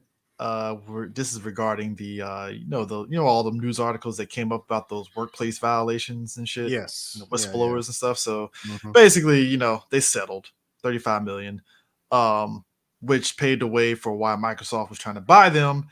And as you know, there's an antitrust suit that's going down where they're trying to block Microsoft from buying Activision Blizzard. I hope that goes through because that's there's only I don't trust. You really trying to you really want Microsoft to get hit with that sanction of becoming a monopoly, right? Yeah, because I don't trust, because to me they say that everything's gonna stay the same, and I'm like, that's horseshit. Full and well you're not. Horseshit. There's no way you're gonna horseshit. tell me in my face that you're gonna keep Activision Blizzard the same under Microsoft. Hell Fuck out of no. here. Hell no. Y'all just laid off a bunch of people. Y'all gonna fucking lay off a good chunk of them workers as soon as you absorb them into the company, and then we're back to Also, square by one. the way, thanks to Jim Sterling on that one. I actually saw that the other day. This motherfucker said, "Do you know that Microsoft laid off all those workers for one good reason? They were making money, not as fast as they usually do." We said that at the That's start. it. We said that me and Sue said that at the start that it's greed in this country because it's this idea of, well, we made $1 million, and they're not content with just making a steady million every year. It has to be double the next year, and it has to be triple. And it's like that's not feasible. That's not how this works. This is why This is Microsoft. an evil world we living in. Microsoft is bad enough that Microsoft has frozen up the tech world for about 25 years off that bullshit. Mhm. It's already bad enough they done did that, but now they're trying to do it to the video game world. It's like you can't. Like, Christ, Tony. Oh, Christ, nigga. Like, why? it's like making $1 billion and being like, but we can make more. It's already You got bad $1 enough. billion. What? How much more do you need? Because bad enough. because we're gonna make more, and we're gonna do it with again half the budget of the previous project. I feel Yeah. bad for that bright-eyed kid that just came out of college who's 27 years old. He's programming, y'all. Anyway, I feel bad for that kid that said, hey, I'm going to make my own operating system. And then like a day later, Microsoft with like 85 niggas with guns like, yeah, so you ain't about to do nothing, right? It's already bad enough that happens every year in this country, yo. Tyrone I'm for so Bill- sick of Microsoft, bro. Tyrone for Billy Club says, do you want to keep your hands or do you want the money? Hey, how you Can't doing? have Bill both. Gates? I heard you Listen. that you want to make an operating system. You're going to Listen. need to use my operating system to make it, motherfucker. You're like this. I can get around it. I know you can. That's why. Oh, look at your garage. It's on fire. And just like he runs out to his garage being on fire. All the goons just start beating the shit. And Bill Son. Gates, with some random little Asian girl beside him. Don't ask why. See you later. And just leave. It's like, son, we can do this the easy way or the Or hard way. The hard Easy way. The No, easy somebody grabs way. his computer and hit him with it. Just take the tower and smash it over his head. The easy the way. way.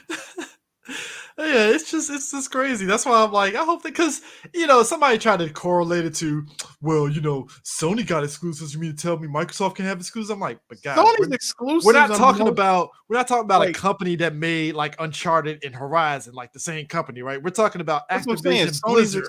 Sony's exclusives are all in-house. Like we're talking about And they work Activision directly Blizzard. with their developer.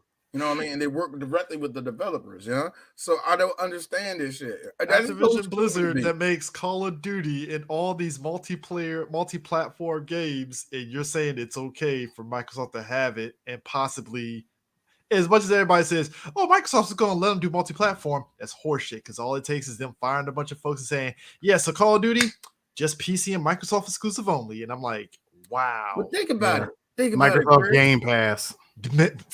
Dog, think about it. Think about that shit. Bruh, the next Call of Duty being on Game Pass Ultimate. Are they making money off Game Pass? Yeah. Sure. You know how many Yeah. people actually bought a Game Pass subscription and the Okay. amount of games that you have access to, like an already massive I'm library saying, of games. but I'm that you saying have with access- respect to the developers, because think about it, like you're buying a Game Pass, which you're getting the game for free. Well, you got to remember, the developer has to get paid in order for the game to go Yeah. into. So they Game get Pass. paid up. So they get They paid get paid up front. They get a Okay. licensing fee anyway for Yeah, that. they shit. pay that Okay. licensing fee, which is why games that be on Game Pass, they're usually on for a finite amount of time before, Mhm. hey, game that's leaving Game Pass, And that's why you see like cheaper games, like yeah, they give you that. They give you they give you the option to buy the game since you already have Game Pass or Xbox Live Gold or whatever. If you have either of them, you can actually buy the game for a much cheaper price than paying full retail. Mm. Yeah. Oh, did y'all see that article about the rise of AI controlled VTubers on Twitch? Yeah, Y'all are That- making that- money, and I'm like, ooh, that's been a thing. oof. That's been a thing for like the longest time. I just never paid attention to it until I saw the article because as much as I go down the rabbit hole of Twitch sometimes, I never come past those. Well, Streams, Chris, so, Chris, that's why. So wait. That's why. No, that's why. No, listen, that's why I'm here. See, I'm the guy who goes in and hangs out with the lowlives of the internet on Twitch, Reddit, wherever. I gotta you get do. that. I no. I do because I got to get that inside scoop. Well, I'm I'm the plucky reporter for 3VG. He's trying to get his Pulitzer, okay? Ain't even getting fucking paid, and he's saying hang with low lies. Like this motherfucker think he on 2020 and shit. Like I'm breaking news, Aris Waterman 2020. I'm just saying, I've seen the rise. Hey, dude, you play on Xbox. Yeah, Shut up. Everybody over there is already an incel. everybody is trash. All right, everybody's Trash online. Can we get that out the way? Because I hate because as much as I make fun of Xbox people, hey, have fun. Play on your fucking thing. If you want to start a war over this shit, start saying memes and stuff that you've seen. By the way, Xbox people making jokes about Sony people is some of the most one lane shit ever. It is not even funny. It's like you know why it's lame is because Microsoft folks are look at I stopped the console war shit because my thing is this: Microsoft folks are coming to terms with the fact of you don't have any good first party games. You don't. But that was always like the argument when it comes to console wars in general, which is why I will be real. Which is why console wars underneath my skin so much. Hang on. Which is why console wars got so stupid to begin with, because one company, as soon as one company actually has enough games that they can drop for the next year or two, these guys won. Like these guys won E3 or they won insert convention event that they went to. But the moment this company announces a console, but they haven't announced any games, or I'm sorry, they announce games, but we don't see any trailers and nothing like that, or no release dates. Oh, this company ain't got no games, and they're stuck with that for the entire life cycle of that console that was released. And I think if it is like Sony realized like, yo, we have to start investing in first party games and stuff, regardless of whether people like it or not. I mean, they made 2 Nat games, which was 2 first party games that, it sold decently from what I heard, but it wasn't blowing the roofs off compared to like Uncharted and, Horizon and stuff. But they were still like, we're going to keep going with this because there's only so many third-party people games and stuff that we can go through before we have to really start investing in our own and stuff. And it's just with Microsoft, it was like, all right, you have Halo. What else you got? You know what? That's the one thing that's the thing. Sony fans will always say that. Xbox fans will always say nobody plays your games online. It's the same 5 things. It ain't the one I love was when the Xbox 360 came out. Real talk, 360 was big dick swinging for like a year and a half because it had no competition compared to the PlayStation at the time. PS3, PS3 had no games. And they love throwing that out. They ain't got no games. Like PlayStation 3 just came out. Y'all niggas ain't got no games. It was so the one that everybody slept on though is when Uncharted 1 came out. People was like, really, Uncharted 1? And then it's like when you play Uncharted 1, it's like that was actually a good game. I played that game multiple fucking times. Me and Aris, when that game came out, I remember me and him were talking on AIM at the time. Shout outs to AIM. Shout outs to AIM. We were talking on AIM. I was like, yo, this Uncharted game is fucking dope as shit. I think I saw you play when I came I came to visit you at your house, and I was like, what game is this? She was like, Uncharted. I'm like, this actually looks pretty good. Like I might want to play this. And I went and got the game, and of course, Uncharted got turned up to 11 when Uncharted 2 came out. Yeah, it's those things and stuff, and it's just now it's like Microsoft getting Activision Blizzard, and I'm like, at this point, I'm like, yo, can I just get Can I get Call of Duty 3? Because I did enjoy this last Modern Warfare game that came out, and it was actually pretty dope. I love it. Can I get the 3rd one? Makarov, he's back. Yay! Can I get the kill Makarov again? That'd be dope. Can we do that?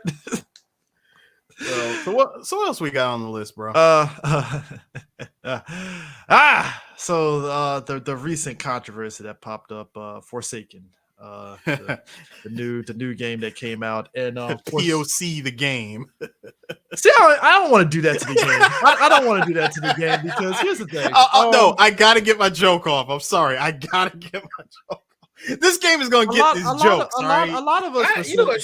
First off, Chris, shout out to all the white people who are defending black people. It's like me and Prime were literally just all of us in that little. It was me, Prime, Landrill, and Terror. We were in the group chat. and we were like, can white people just shut the fuck up? Like, stop speaking for us. Stop speaking for us.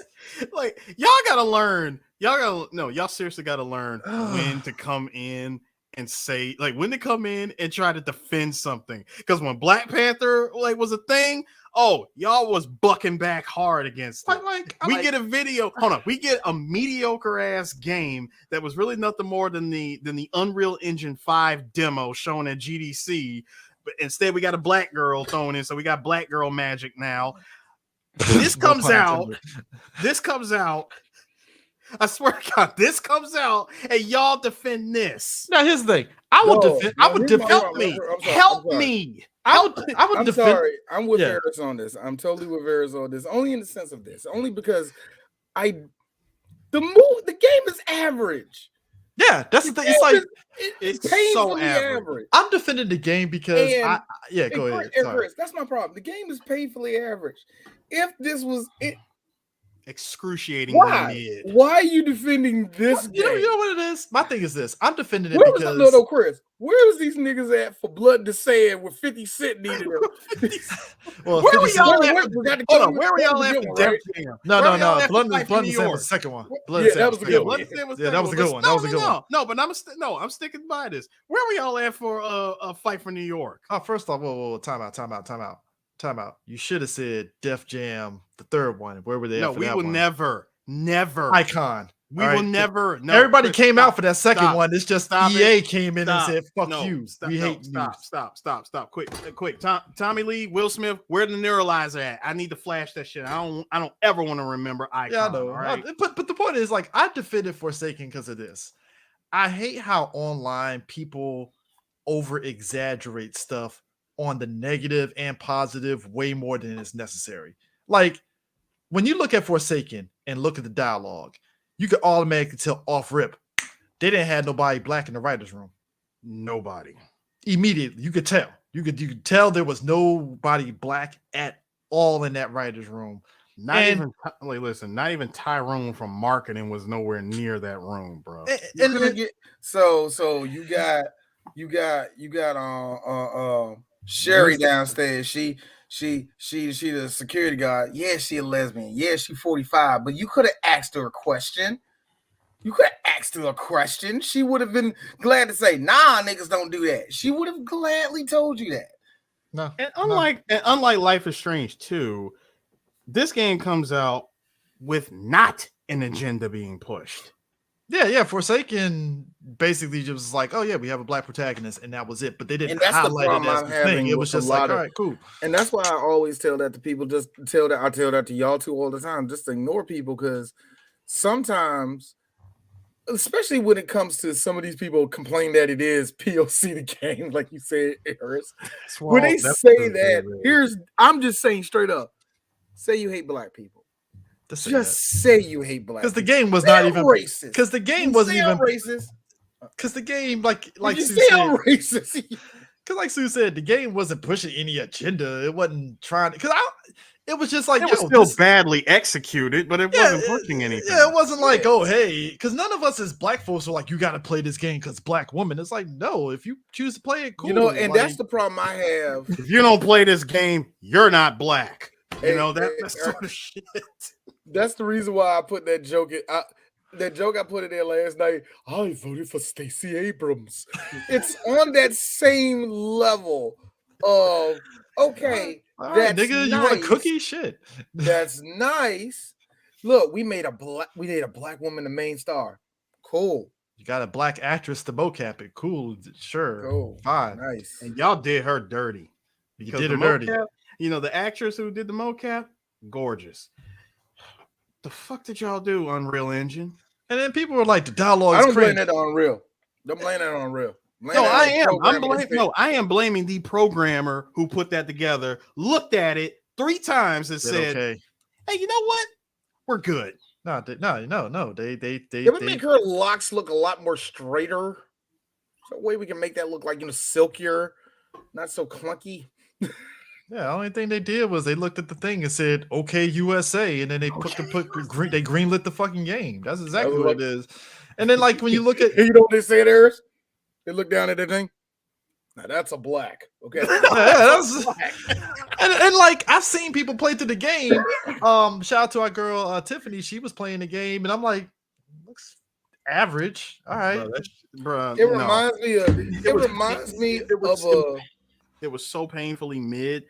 How do you have a cut scene for a cut scene for a cut scene? Now, what I would go This to a game was Ambien, bro. I'll tell you what, I go to a Redbox and rent that shit.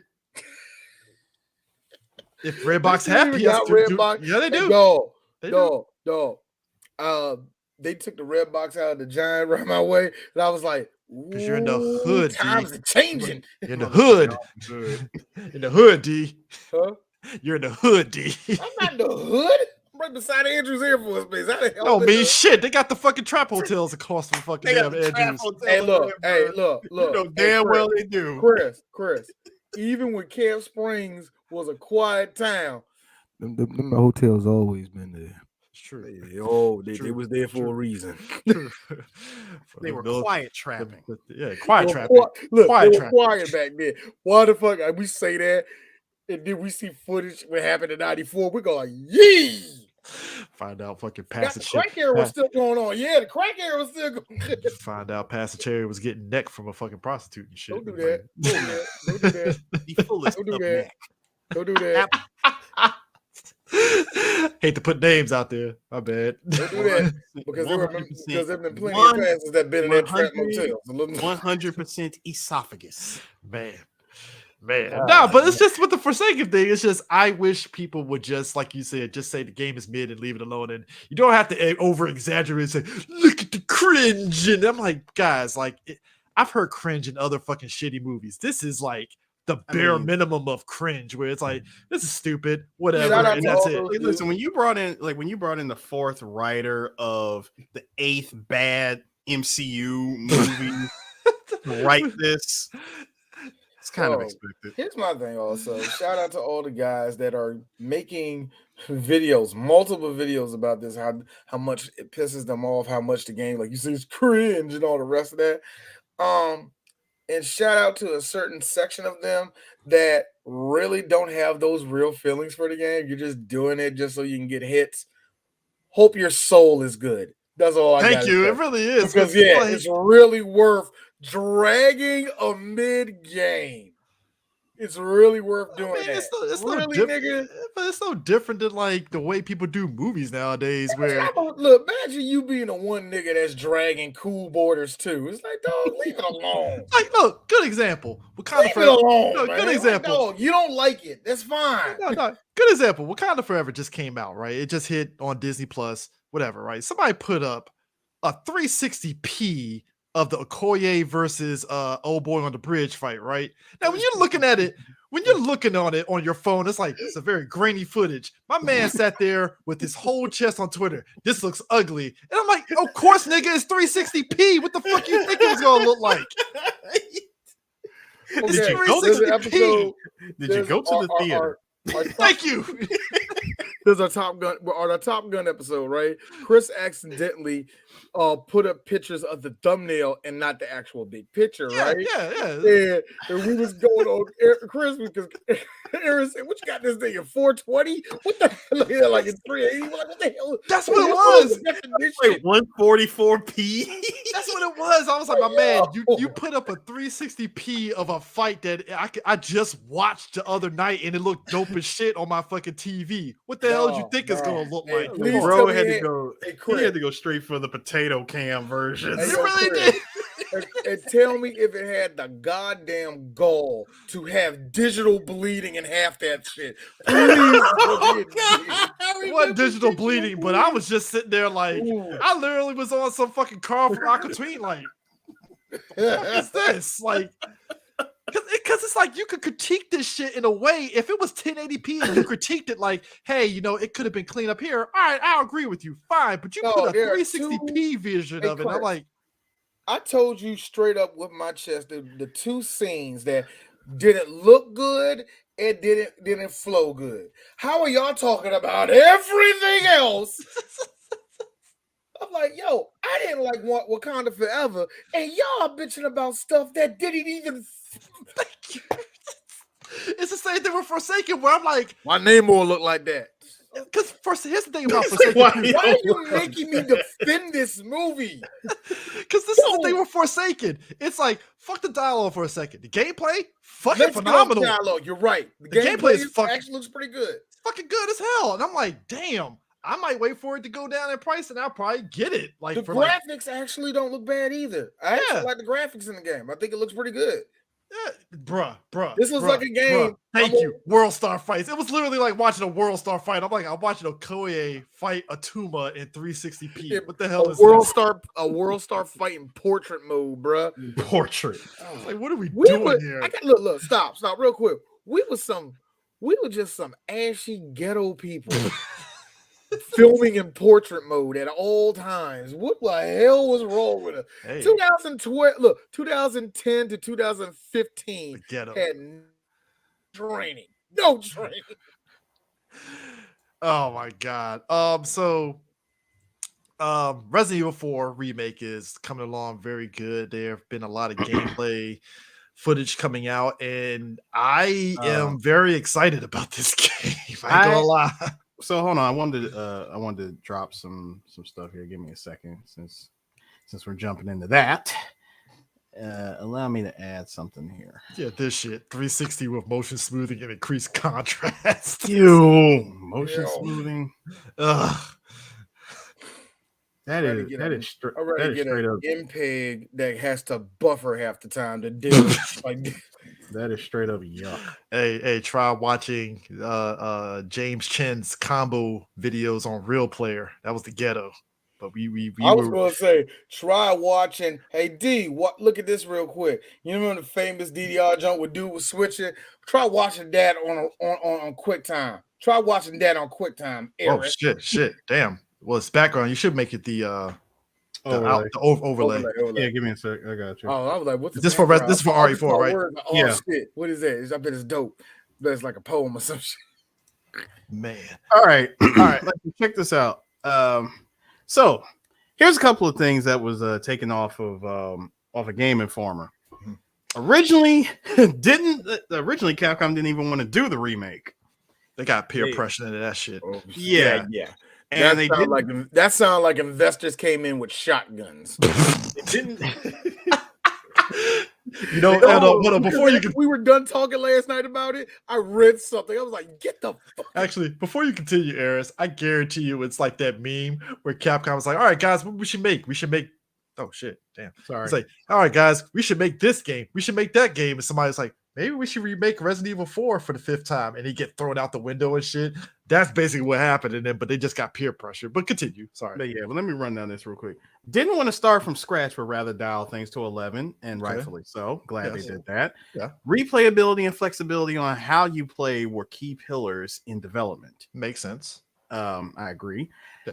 This was the big one. No quick time. Thank I you. quit. I'm out of here, man. Fuck this, man. No, I'm done. No, I'm fine with it. Because I what was Q? like, huh. Because let's run. But let's run down the. I'm not staying for this, Chris. I'm not staying for this. No. Let's run down the QT. let's run down the QTEs in Resident Evil. Both running away from the rock segments. You had the when Why old you boy, put me back on? I was about to enter and like, forget about the alligator. you got the old boy with the axe when he breaks the chain with you and Louise. Chief Mendez. When you throw the knife at old The whole boy's knife fight between you and Krauser. and, you and Krauser. running away from the boulders. Run away. Yeah. Yeah, I already count that. Oh yeah. Okay. The right It was hand after man the of fight with Salazar. Krauser. It was one more No, thing after Krauser. No, when you throw the knife at Salazar's right hand man and he throws the Yes. knife back at you. Yes. At Vertigo. Vertigo. Trying to think. The mine cart where The you mine cart. where you get yeeted off and you hold on to that. I'm gonna go with at least. that one broken rail. I'm gonna go with at least 10 segments in I saw RE4 that I saw they had Aaron yell at QTEs. that a whole lot, and he refused to give me the controller to try it. It was so hilarious. Arius has done that to me quite a few times, but that one was special. I like this nigga just going to sit here for a full 30 minutes until he can get that motherfucker. So, You get that thing at least like 10 Oh, times. There. the Giants, So the giant Salazar statue you run away from. Yes, that one too. So, Yeah. so there's at least 10 to 12 QTEs total in that game. Yeah. So here's the next bit. You can now carry multiple knives. The game can also be beaten on knives only mode, which is dope. You could do that in RE4. I remember you could do that. Laser sight is an upgrade now. Okay, that's interesting. And yellow herbs are in the game. I could have sworn yellow herbs were Yeah, they were. okay. and already in the game. That's what I thought too when I Yeah, saw they this. did. Yeah. Ground executions can prevent Plaga from forming. That was Okay. kind of equivalent to doing the Suplex City on the fucking. Yeah, but do you know how much shit you had to go through just to get Suplex City? There was a mathematical equation that was involved that I didn't fucking want to even dive into on that. Like, you But know you're the right. amount of RNG that was thrown in with that? No, I'm good. I'm glad running up and just doing ground executions will prevent them from forming. Okay. But considering that there's going to be like an entire army being thrown at you, yeah, don't think that that's going to be your saving grace. Okay. Anyway, R3 is used to command Ashley. She can follow closely or fall back, but will not remain in one piece. There are Okay. also no dumpsters for Ashley to hide in this There was time. only like two parts. There was only like two parts that. I'm about to say it wasn't really that many parts for that though. Yeah, it was the village section. no. It was the two. It It was the wasn't- village section, wasn't- and the farming section. No, there was others. You can actually give her a place to hide when you were with her for that minute second at the lab, as well as the island. Yeah, I don't even count that because that was like not those hiding places made no fucking sense because at that point it's like, what's the point? You were already uber powerful any fucking way. So yeah, you're right. But yeah, I But don't still, know. some- I'm no, gonna but be see, but mad I ain't sometimes- got it. No, but see, Yeah. sometimes dumb shit happens, and Ashley would get hit. And unless you got her in the freaking Full Metal Alchemist armor, she's gonna, she takes damage like a damn chump. So all right. So anyway, so next thing we got is Ashley does not have a health bar. But interesting. if she's damaged too much, she will need to be revived. She'll die if she's attacked again in this state. So it's an eternal health bar in a way. Yes. Okay. All right. In other words, don't let her get attacked too much. Yeah. A new weapon, the bolt thrower, has been added, aka the crossbow. Okay. A new enemy that wields a hammer, which I will reveal in a couple of minutes. New enemies were also teased by Capcom. That's going to be interesting. Okay. We got side quests in the game. Can be numerous things to do, such as fetch quests, puzzles, and a whole lot more. Really Okay. though? Yes. Cool. Attaché cases can now have perks such as increasing ammo drops. Okay. You can recover naturally instead of looking around for first aid sprays, stuff like that. You can barricade during house action, stuff like Resident Evil 2. Okay. The game blends horror and action very, very well. Like RE4 did. So Yes. All right. So that said, let's go ahead and let's pull up this video. This was 12 minutes. That's insane. Like this is the whole church section here.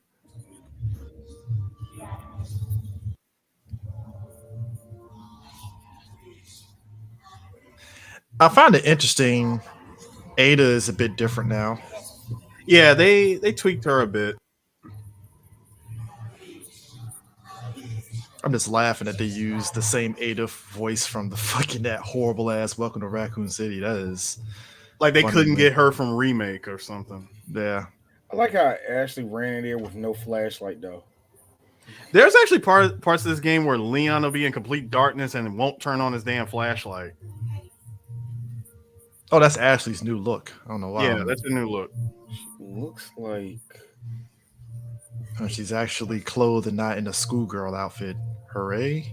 yeah, but they made her look like oh, never mind. It's the hair that makes her look a little older. She kind of reminds me of one of the women that were in a Silent Hill game. I'm not even playing with you on that. I know who you're talking about. Yeah. think the of chick from 3? The chick from Yeah. 3. I think it was first. So, yeah. this is also interesting. Now That's the conversation right. I like between that. you and Hunnigan is now in game. I To like that. shoot That's- why she's talking to you. Damn, your shit's loading. No, we're good. Make your way there and don't let anything happen to Baby Eagle. Copy that. Hurry. The Baby weather's getting Eagle. worse. Roost out. Now, as I was watching this, I noticed a couple of things. The rain. The rain is a bit much. The rain effects is actually pretty nice because it It- gives. It's nice, but it's gonna be hard as shit to aim and stuff. Because there's parts where the rain gets like stupid thick, Mm. and you're gonna have like armies of Ganado coming after you. You'll see.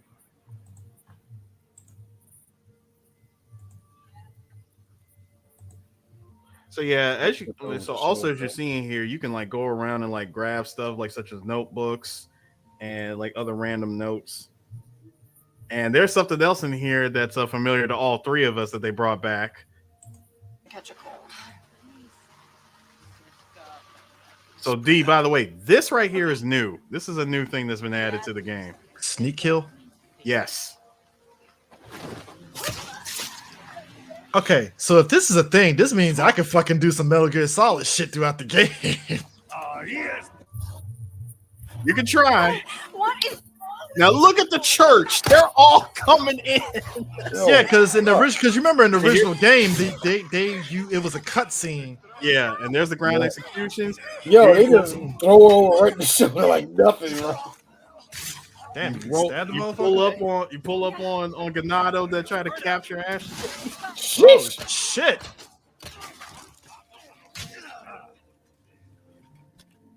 Yeah, the Ganado in this game are actually a lot smarter than they are in the original game.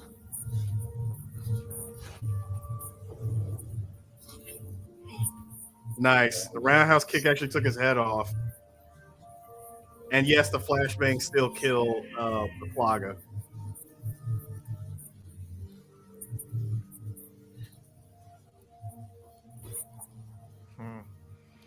Take a shot at the grave. This is going to be that's going to be an important thing later. And yeah, you could still take out bird nests, which have chicken eggs in them. Okay. That's gonna be interesting on some of them boss fights, though. I can't wait for this game to like continue. You know, because this is the dynamics of the El Gigante. fight. And It's gonna be interesting. there's our boy. Took care of a request. Well done. Look at you, mate. Hmm. You know, of course, I got some- of course, it looks better, but it really looks like not. I will put it this way: looking at it on the original PS2, it still looks great, but it looks flat. It doesn't look like the world is big. You know what I mean? It feels like it's very, very limited.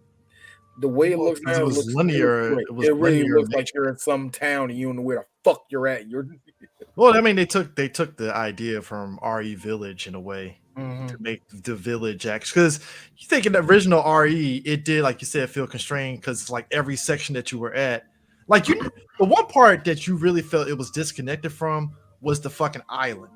Mhm. Yeah, And- that's what everybody says. Everybody the says thing the of it is- island feels like the most disconnected part. And the thing of it is, in this game, apparently the island is technically just like in the original game, they say the island is connected to that village, but you couldn't tell because it's like, all right, you're on a boat, but that island Yeah, could we have really been couldn't tell. somewhere else. But in this game, apparently the island is a part of that, and you can apparently backtrack to certain. I'm like, And the fact that you said there's side missions and puzzles and all the rest of that shit just tells me that they're going to make the world way bigger than it was before. Oh, this game is going to be huge. It's going to be huge because it felt like there was a real track to get to like the first village you was at until all the way to get to that lake. It felt like it took you time, but this feels like I'm going to go through several goddamn villages before I get to the fucking lake. You know Also- what I mean? Yeah. Also, the other thing, D, and something else you guys should pay attention to is you're going to be spending a lot of time having to babysit Ashley. Like you can't just say because that's what I came here for, Eris. That's what because I you came can't because you can't just be like hey Ashley, hide in there real quick and then just and then go to town murdering everybody. I mean, I just still think it's unless you have your hilarious. back on the wall against the wall and just do that shit. That's the only way that'll work. I just thought it was hilarious how Leon just shot a 50-year-old woman in the face with a shotgun right there. Well, she's possessed. It's kind of like RE5. Yes, I'm killing black people, but they're I possessed. like how you said it like that, Chris. Well, look, she's possessed. Okay, she has no life. I See, mean, D, we've this been- is how I know you couldn't survive the zombie apocalypse because you'd be like Nino Brown killing CG money with the tears down your eyes. I don't No, want to kill you. no. hesitate. No. Real talk. Hesitate. Shit. Nah, real talk. I'm shooting both of y'all the second y'all cough the wrong way. It's like D, I just got asthma. It doesn't matter. Bam. I'm like, Remember when Shane was always like sweating in Walking Dead? Yeah, I would have shot Shane then. Why? He's effective. With Shane had that big ass ring in his shirt. Shane, what's that ring coming from? The sweating, man. Just sweating out here, Rick. I would have shot him just for overacting. Oh man. Man, there ain't no rules out here. There ain't no rules out here, buddy. What you talking about, Shane? There ain't no rules out here. So So this again, is- I'm hoping that there's like I guess like a rain effect slider, like a rain slider. Because shit. The dogs. Ah, puppy. Fuck the dogs. Fuck you by using pistol dog shotgun, nigga. Fuck. Grenade. Shit, fuck that shit. I never used the TMP in RE4 ever.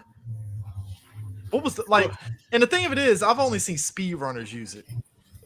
Yeah, it's got certain properties, such as DPS or like when you use the TMP. Yeah. Now I wonder if do the knives break because if you can use Yeah, they do. You You have to level. But here's the difference. Unlike the other remakes, in this game you can actually level up the knife, and you can carry more of them. I'm saying though, what I liked about RE4 was the knife wasn't breakable. Was Also, this makes a return. The blue medallions. it's probably a side mission. It is. See, but here's what I found out. Remember back? All we had to do Oh, was this go is to the the bridge village. to the fucking thing. Yeah, Oh, to the house. Wow. But you remember back when you used to shoot out the 15? There he is, the most handsome man in the whole village. Hey Chris, remember back when we used to shoot out the 15 blue medallions, right? So in this game they broke it up. They broke it up into sections. So you get 5 in this section, 5 in another section, and 5 in another section. Wow.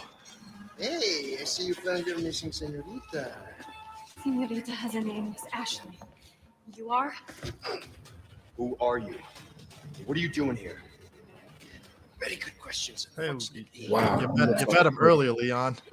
Hi. Now, See, but I think that I really think they're going to change up the way. Oh, it's game time. it's game time. That's the line. I'm glad they put it in.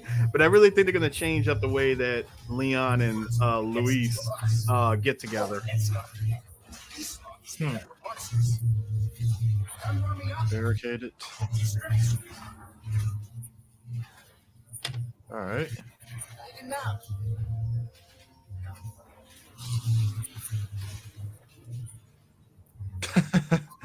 Yeah, it used to be in the other game where it was like you just use the bookcase to board it up. Yeah, but the bookcase will always get knocked over anyway. Yeah. This could be a chaotic mess. That's the Just other thing too. You can parry with the knife. Oh, nice. Yeah, this is definitely going to be a mess, just like RE5 was when you had to kill all them minorities protesting. Chris, stop it. Stop that. Oh man, that's why if they remake RE5, Oh, they here he definitely- comes. Yeah. It's the new enemy. I wonder how much of a bullet sponge he is though. I'm not gonna say he's like a full-on bullet sponge, but he's definitely because El Salvador was kind of sort of a shotgun bullet sponge to a degree. yeah. See, but And he I comes kinda hated upstairs and do swing that hammer. Just run. Why did you shot? Oh, you could dodge. I forgot about that. Yeah. Attach And case. so the other thing Elegant you got, mask. you get to, of course, still get to upgrade, treasures and stuff. Yeah, that makes sense. Yeah. Well, wasn't it like purple That's interesting. They changed the Or it color. was probably one of the other ones. Yeah. Also, remember when I mentioned earlier about upgrading the attaché case to give you perks and stuff? Yeah. You can only do it at certain points of the game, such as the typewriter. So you can't just do it any other time. Yeah, you can't do it just because. And you can add like charms and yeah, that's the charm. You add like the chicken charm, you get was it overall health recovery. That is. Speedrunners are definitely going to have an interesting time with this game. Oh yeah. Yeah, that's Resident Evil. I know what you're talking about, but no. But it's funny because she has white hair now. It's not blonde. It's not blonde. It's just straight up white blonde now. It is different. Yeah, it's there. I think you know what? I didn't play. Well, no. Do the villagers still speak Mexican Spanish despite it being in Spain? Yes. Yeah. I'm sorry. What did you think there was going to be authenticity here, dude? Shut up. This is a Japanese. Okay. So Last of Us is out. I think I like her Olsen look better. That's why I say I don't know about that. You know, hang on, but Brian, check this out. So because it's Resident Evil, it's Capcom. This game is going to come with stupid amount of costumes. Like Leon can get his original RE4, like his original look from RE4, and I'm pretty sure they might do the same thing for Ashley. And of course, the mods. The modding community is going to have a field day with this game. Oh Lord! I know what she's going to get. I know the first mod she's getting because everybody's basic. It's going to be the bunny suit. The bunny suit. The regular jump, bunny ears. Speaking of which, Legend of Zelda: Link to the Past got reverse engineered, and it's on the PC now. Yep, I heard about that. And it's not even an emulation; it's like a legit PC port. And I was like, "Wow, that's." I would hurry up and try to archive that shit before Nintendo sends that C&D. Like they did that Streets of Rage shit. Yep.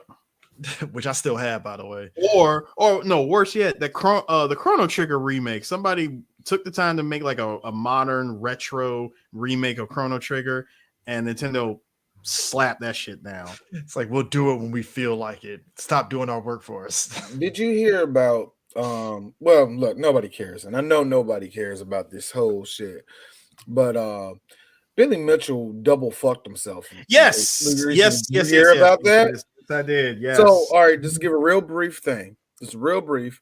He's been going with he's been in a lawsuit with Twin Galaxies for a minute now, and they couldn't find no pictures of him doing the record at this quote unquote, I think it was like at a mortgage broker's convention, right? He did that at. I don't know. I don't ask questions, y'all. But anyway, say a PPP loan. But anyway, Billy Mitchell looked like a dude that applied for several of them. Billy looked like the dude that orchestrated that shit. You ain't lying, but anyway, Billy Mitchell looks like he denied me a fucking loan. All right, Billy Mitchell. Look, Billy Mitchell looks like that type of nigga. You went to McDonald's and y'all both bought the same meal for about $5 each, right? And y'all eating y'all eating all that shit. Like, you're like, yeah, man, you got $5 you give me? Hey, yeah, man, I got this shit. I'm about to go to the bathroom real quick. And he leaves you. You don't see him. He looks like one of those dudes, yo. He look like he don't use a washcloth when he showers. No. Billy doesn't. Billy just washes his beard and nothing else. Use his hands. Everything else got no, Chris. no, Everything else got to smell like 1985, man. So no, D. No, like you said, he washes his beard. He just lets the water cascade over everything else. By the way, before you continue, D, I'm gonna need you hotel people to know that fucking shower system, that is racism. All right, that is racism. Nobody washes themselves with that shit coming down. Oh, what the directly down, directly down. The rain showers. That's racism. All right. I would love to, because I want to be sitting in I this don't have house. flowing hair. I have kinky hair. What the fuck, man? Like, Hey, nah, Chris, shut the fuck up. You know you want to be in the rain shower going, "This is my December." You know you want to. That is some white people shit, y'all. But yeah, that's racism. Or right? hold on, It's or weak. at least have the rain shower be tiltable. Yeah, tilt it a little bit. Come Something. on, man. Come on, man. All right, but anyway, Anyways, what happened was they said, Billy, you have no proof of you breaking that record. Yes, I do. No, you don't. Yes, I do. And he showed the picture. Twin Galaxies looked at that picture and go, you fucked yourself over. The reason why was because the arcade machine that was in the background was still not the legal one, because the record was supposed to be broken on a 4-way controller. It's a regular 4-way joystick. The one that was in the background was an 8-way joystick. That nigga's getting all the way sued. Damn. The fact that they took a look at it, about it. they looked at it, looked at him, hold up, D, looked at the picture, looked at Billy, looked back at the picture. You fucked yourself, you know. And here's the best part about it, though. Here's the best part about it. He could have gave them 4 other pictures. But the one that he had to do his shitty thumbs up with the score in the background, they was like, well, Billy, you did. Is that a blue control? Man, even the handle's blue. That's the 8-way jump. We'll see you in your court, Mr. Mitchell. It's like, you know what? We're good. we are. Beautiful. And here's the best part. And this is something I have always learned, because, you know, I'm a kid that lived in the hood. If you're going to hang out with shady people, don't take pictures with them, right? So this is the one thing, this is the one thing that Billy did. This is the best part that Billy did with the pictures that he provided from there. It's like, who's the other people in there? Whereas that's his friend. Oh, that's his friend. Nothing wrong with his friend. Like, there's nothing wrong with his friend. Are you sure there's nothing wrong with his friend? Investigate him. And what you find out, his friend is like fraud. Well, what about his friend's wife? Same thing. Fraud. So what you're telling me, And the one other person in the picture is one of Billy's flunkies, who's full of shit. It's like, so imagine, if you will. Your Honor, I'm innocent. Look at these pictures. All right. I see a picture with you and Hitler, a picture with you and Stalin, a picture with you and Donald Trump, and a picture of you and Akuma. I don't think this is good for you, sir. That's what it looks like. It's like a picture of you in Akuma. No, he'd have got. Hold on. You are hanging out with the heel, and you're going. We was just chilling. No, D. The sad thing is, he'd have got off if it was just a picture of him in Akuma. Man. You would have got off on that. This is the thing that kills me, though. Like I said, I'm mad, number one, that this has been an ongoing thing for like almost a decade. 12 years. At least full decade. Years. I'm mad at that, number one. What I'm really mad at is that Billy, who is knocking on 60 years old, still has not learned a fucking lesson yet. You want to know? Don't understand it. Dude, you know it's Donkey Kong. This ain't Contra. This ain't you beating Contra, not getting touched. Okay? No, D. Chill. D, this is the best part. The King of Kong was by far the worst thing that could have happened to him. Because it put the spotlight on that fucking record. And then but it gave him an excuse to put out that damn hot sauce, though. But it also put so much spotlight on Steve Wiebe, because Steve Wiebe is the most normal white guy, very unassuming, chill dude ever. He's what we'd like to call. He literally, when you watch the King Kong, he's like, man, this guy is such a good guy. Like, holy shit, fuck Billy Mitchell. Like, yo, really off the break, I knew was a dickhead. No, but it's like, but when you see Steve Wiebe, where he's just this normal guy that's a family man, and he just likes playing Donkey Kong, it's like, man, go Steve Wiebe, you know. And it's like, wow, Billy, this wasn't good for you. Because you saw between Steve, he didn't make it. He didn't make it his life. I don't think that documentary made anybody look good. It made nobody. It made Steve look good, but it was kind of like he kind of got fucked over in a little bit because of that whole, like, he was trying to break the record, and Billy came in with that bullshit ass VHS tape of him breaking the record, and I was like, Really? And then did we find out that that videotape was bullshit or something like that? Yes, Yeah, we full did. of crap, full of crap. Do you know that Billy in year 11 last year when we got the tape? That shit is not admissible in court, sir. And then somebody else ended up breaking the Donkey Kong You know record what? that It's wasn't good to those be two. And white. it's like, all right. It's good to be white because I didn't know that you could punt a fucking court case like this as many times as they had. I know Twin Galaxies, they're like, look, dog, we only make like 100,000 a year, man. We ain't bringing in bank. You killing us right now. That is why. That's why I Like, told dog, both. we ain't got time. No, that to is why I spend you. That's told. money we got to spend to get That- you. No, that is why I told both of you Negroes. I took a picture with Billy Mitchell, and I will never put that shit on social media ever. I say you should, only for the fact of I'll re-edit that thing where you're like, No, I legit have a picture with him because he came to DC. yeah, I remember that picture. I know it very well. I need to- Kojima or Billy Mitchell? Billy Mitchell it is.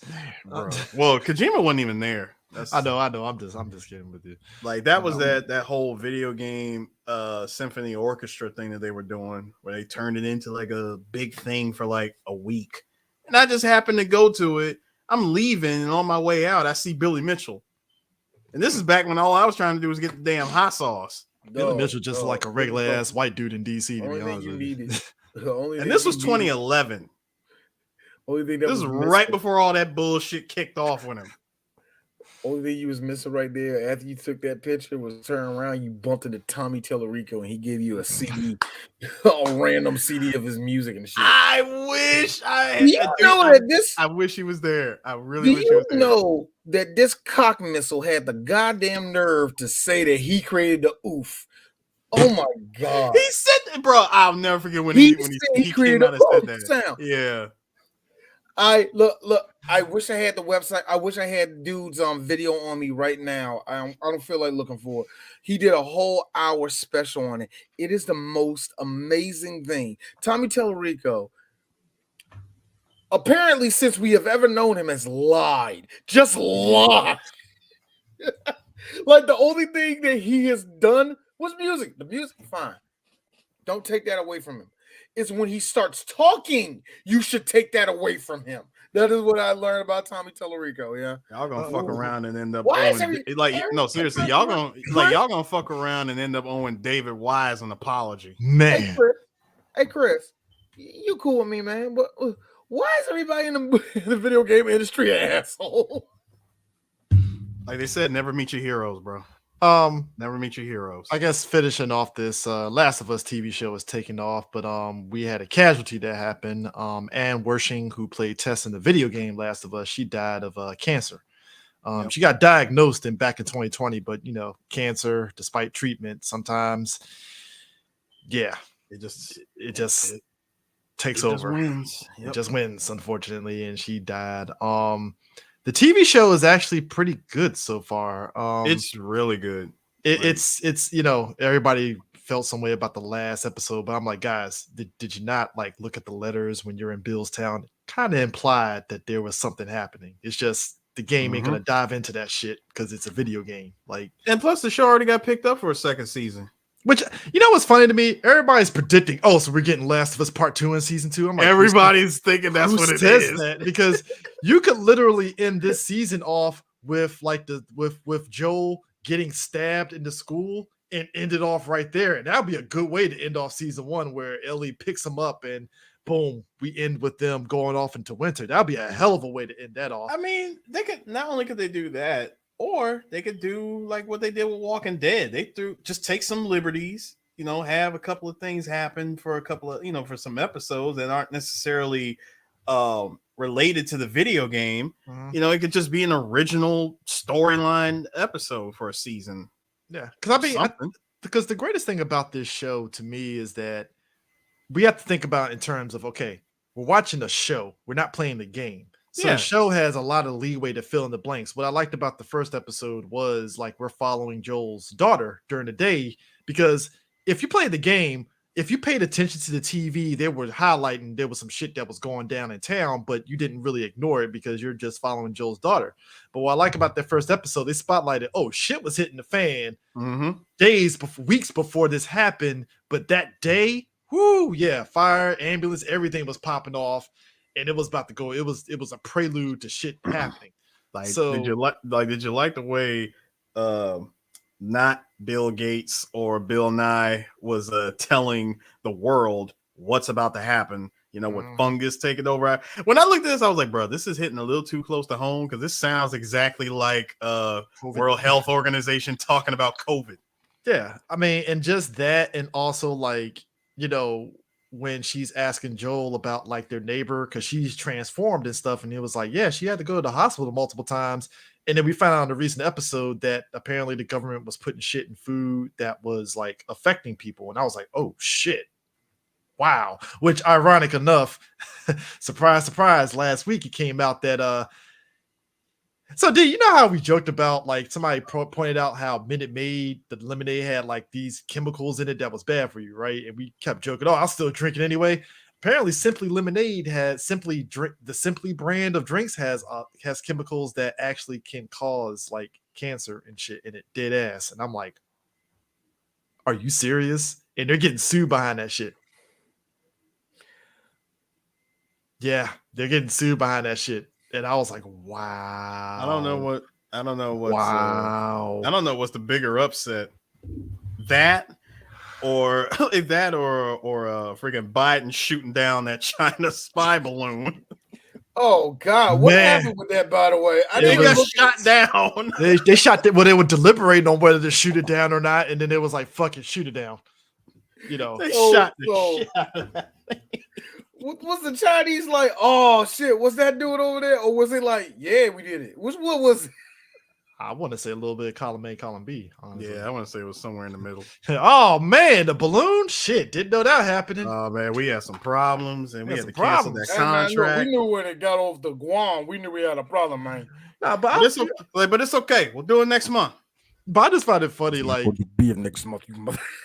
It's just funny to me, like the show comes out and everybody like Kotaku putting out articles. Finally, the curse of video game stuff. I'm like, Kotaku, shut the fuck up. You know what? Shut I'm up, so man. sick Shut of up. that. I've been sick of that for a minute, man. This whole idea that you can't do any type of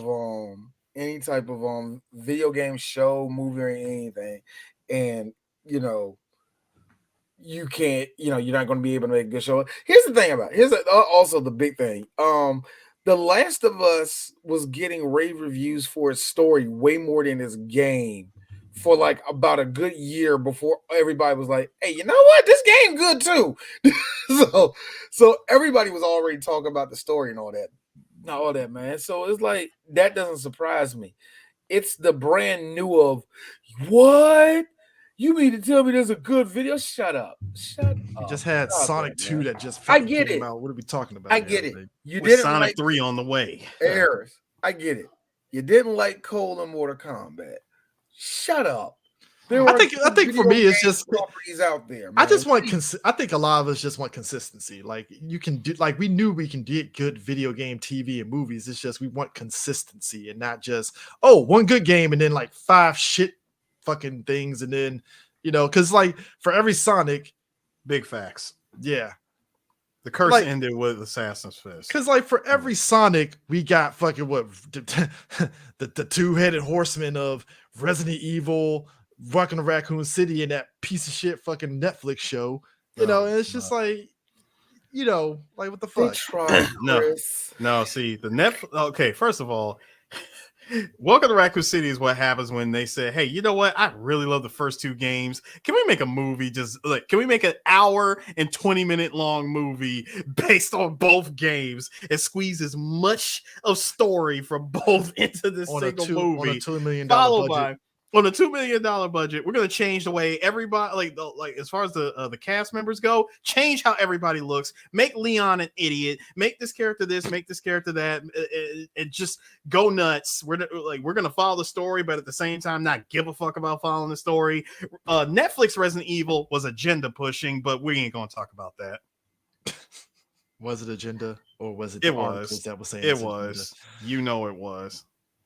Hey, look, where was the agenda in the products? Because to me, that was more so. It was blended in somewhere like somewhere between shit and storyline. See, that's the thing. People say agendas. I put that on the articles more so than the show itself when they advertise it. Because when they advertised the trailer, it was like, this doesn't look anything like Resident Evil, and y'all just did whatever the fuck you wanted. Yes, versus it did. articles where they made it out to be, see, the story is very empowering. It's these women, and I'm like, that's not what the trailers gave you, though. So No, the Netflix version had to push the two most annoying main characters to ever be put in front of a camera. and you But could do everybody wanted to be them, Eris. No, and the nobody. thing of it is, there's a way to like if you want to do something like that show could have functioned as a good side story if it took place in another part of the world or something like that. It would have been fine, right? Mhm. And that would have been great because that's something that in the movies, well, at least in the games, other than Resident Evil 5, where it took place in Africa, don't know where in Africa, but Africa. You didn't really know what the fuck was happening in other parts of the world in terms of this whole thing. So it would have been nice to get that perspective, but the show just fucking shot itself in the dick multiple times over trying to do this shit. And it's just like, oh, we got Nigga Wesker and giant earthworms from Resident Evil Code Veronica. And the gator from Resident Evil 2. Sir, Enjoy. stop calling him Nigger Wesker. Can you stop putting the hard R on that? Nigga That is his name, Nigga Wesker. Nigga. Can you stop calling him that? I swear, when I saw him coming down them stairs, I was like, "Get the fuck out of here!" The moment you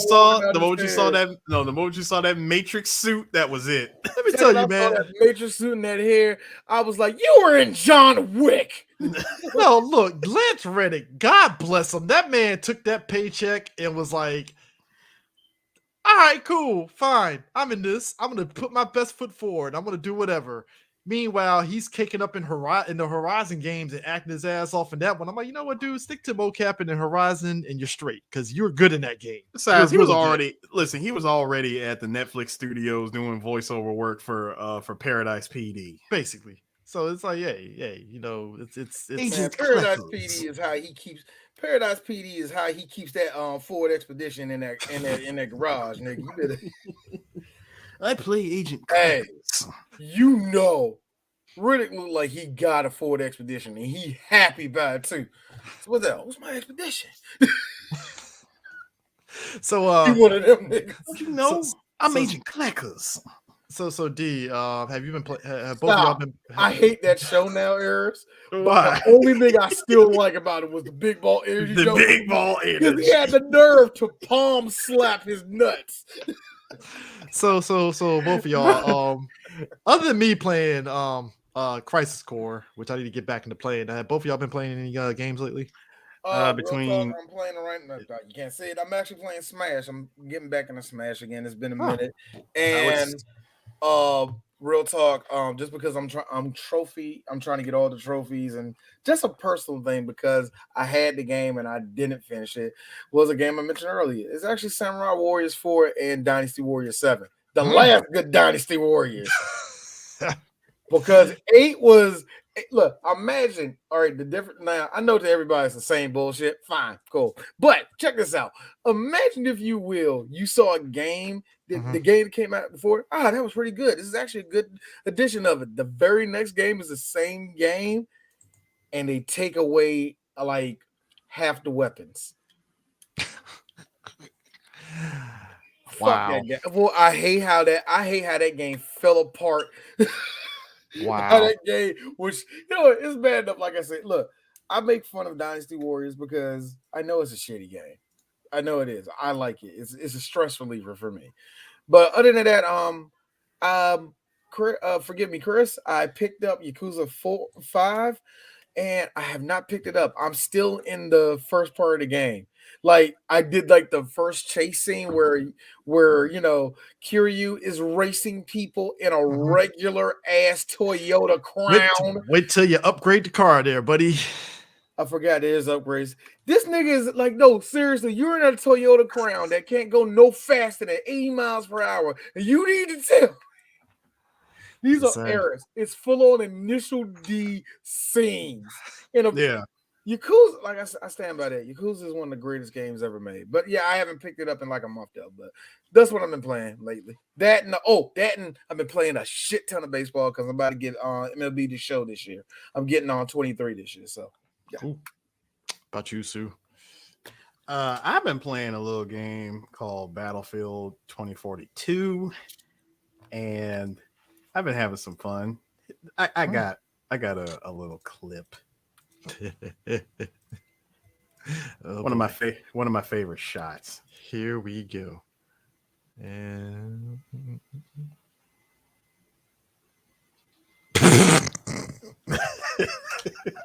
Was that wait a minute, that Battlefield you was in? Yeah, that was Battlefield. I played Bayonetta 3 too because I got that on the Switch. Between that game, I went back, and of course I've been playing Monster Hunter Rise. That's my game. I played. There was another game I played a little bit of. Oh yeah, I went back and I played Fight and Rage and Doom Eternal. Doom Eternal still is good. Dude, that game it never stopped being good. Doom Eternal is an awesome game. Very stress-inducing when you play it on Ultra Nightmare. Look, them speedrunners make that shit like it's a breeze. Yeah, I've just been doing like secrets and collector hunting. But 2.5 weeks from now, we're about to get our samurai on with Like a Dragon Ishin. Yeah, I forgot about that. Like a Dragon. Kenny Omega's apparently in that game too. Apparently, yeah, I know. Sure, whatever. Yeah. Here's the thing. I don't mind Kenny Omega and his shit. It's just that some of his weeaboo shit is like, Kenny, I get it. You can speak I Japanese. love it. You can speak Japananiese fluently.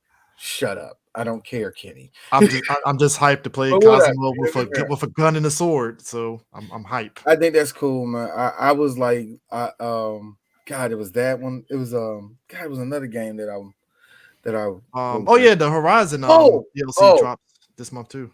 yeah, go ahead. Wait. No, go ahead. Now, real quick. I'm just actually really disappointed in my sons and my nephews. I have to report this real quick. Not a big deal. Everybody has different things with their children, all that. Look, I totally destroyed my children over the Christmas break, and It's called a School of Hard Knocks. All right. I don't know what to say, man. It's just that, nigga, we losing recipes, man. I feel like I'm a bad father. That's all I gotta say. Cause I had no, like, my son, the only game they play, the only game I know they will rock my shit in is Dragon Ball. Cause I'm no good at that game. Mhm. I suck in Dragon Ball. I hate it. I would love to play it. Can't keep up with that shit. I just really can't keep up with it, man. So it's a sad day when I gotta sit and play Alpha 3 for about 15 minutes, and I'm 36 and like 2. So I'm tired of that. Like, these children don't. It's a 2. Like, did you just give them the 2 or what happened? Yeah, no. All right, I can tell you this: out of all the time I played on Alpha, I lost. The only challenge I had the whole time playing my kids was Tekken. Because Tekken is the only one where I will admit, yeah, catch me sleeping. But I keep on telling this to everybody, especially if they're a kid that doesn't play every day and they're not like a nerd that really plays a fighting game. When you're playing Tekken, man, this little kid kicked my ass. All right, breathe in, breathe out. You're fighting a child. And the second they realize that little kid gets his balls rocked. So yeah, Tekken was like the only game they got me. And real talk, my oldest son is actually, he wants to be good with King, Eris. It's a lot of work. He wants to be good with King. Good. He wants to be good with Jin. He wants to be good with Miguel. You want to know the truth? He cheeses with Feng Wei. Anyway. I mean, it's all right. Like, man, look, I gotta be real with you. Fade Way went from my top 5 to damn, I got him because I hit random. I used to like Fade Way when he first came out. He was my nigga, man. I don't like him no more, man. I mean, fucking Tekken video. I mean, it's all right. I love that video. Which one did they say it was all right for? No. Fade Way. It was Fade Way. It was your boy Moist Critical. Woo! I know the meme, but I don't know who. Oh, speaking of which, I saw the one for Yakuza. The one for Yakuza is a good one because you need to see the one for the bosses. The one for the bosses, Chris, is so. All right, granted, I don't know the bosses in 5 and 6, but I can grade all the rest of them. Nigga, it is the most accurate thing you ever see in your life. Because the second you saw the police chief, it's the biggest dog shit I've ever seen. Hold on. The 1 and 4 that you have to fight, where you have to fight. No, you fight. Okay, folks, I'm going to paint the picture here. So Yakuza 4. We just beat that. My sons just beat that game. So, we're playing the last board, riffing it the whole time. So what happens in Yakuza 4 is that the police chief, as with every Yakuza, somebody in the police department is obviously fucking corrupt as per a Yakuza game. Hey man, you saw John flicks. You seen Beat Takeshi movies, nigga. You so this guy has in his pocket his own Scorpion squad of cops that you got to fight. So you don't fight just the police chief. You got to fight like 8 fucking dudes. Here's the best part, Chris. Here's the best part. So what I learned was like, oh shit. So we gotta fight. I was like, we gotta fight the police chief. I was telling my sons, we ain't gonna fight him. He's gonna get some goons out there, right? Now, the fun part, you know, all the goons is like jumping the shit at you and all the rest of that, right? I rolled out. I said, just to be funny, I'm gonna roll over there and drop kick his ass. I ran over there and I drop kicked a senior citizen. Yakuza is one of the greatest games ever made. Imagine if whatever the old man that's been giving you shit in your life, just imagine he has a gun, he's shooting at you, but the game has the nerve to give him the animation of an old man trying to reload. He's all like, ha. So when he's doing that shit, you can just roll over there and bust his ass. Oh yeah, the game also dictates you because at the start, my man kicks over a guy and then uses him as fucking leverage to jump on top over everybody. He's about to come down to punch the dude. All of a sudden, like clockwork, one of his henchmen blocks the punch. I'm like, get the fuck out of here. That would have been a clean ass punch easily. I just like how now hold on. We're looking at the last scene, right? You see the cat. Come on, it's a Yakuza game. Top of motherfucker. You're on top of the Millennium Tower. There's a big pile of ass cash. You played every game. You know where this is headed. So this is what my son said.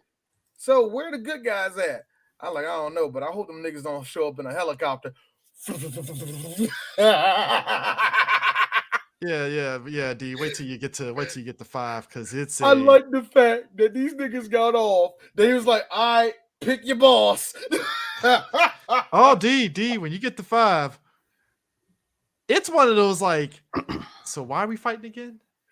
Wait a minute. You mean to tell me? Wait a minute. Is it Kiryu? Is Kiryu's fight? Why are we fighting again? Dude, it's the same thing that happened at the end of 4. You have 4 separate boss fights.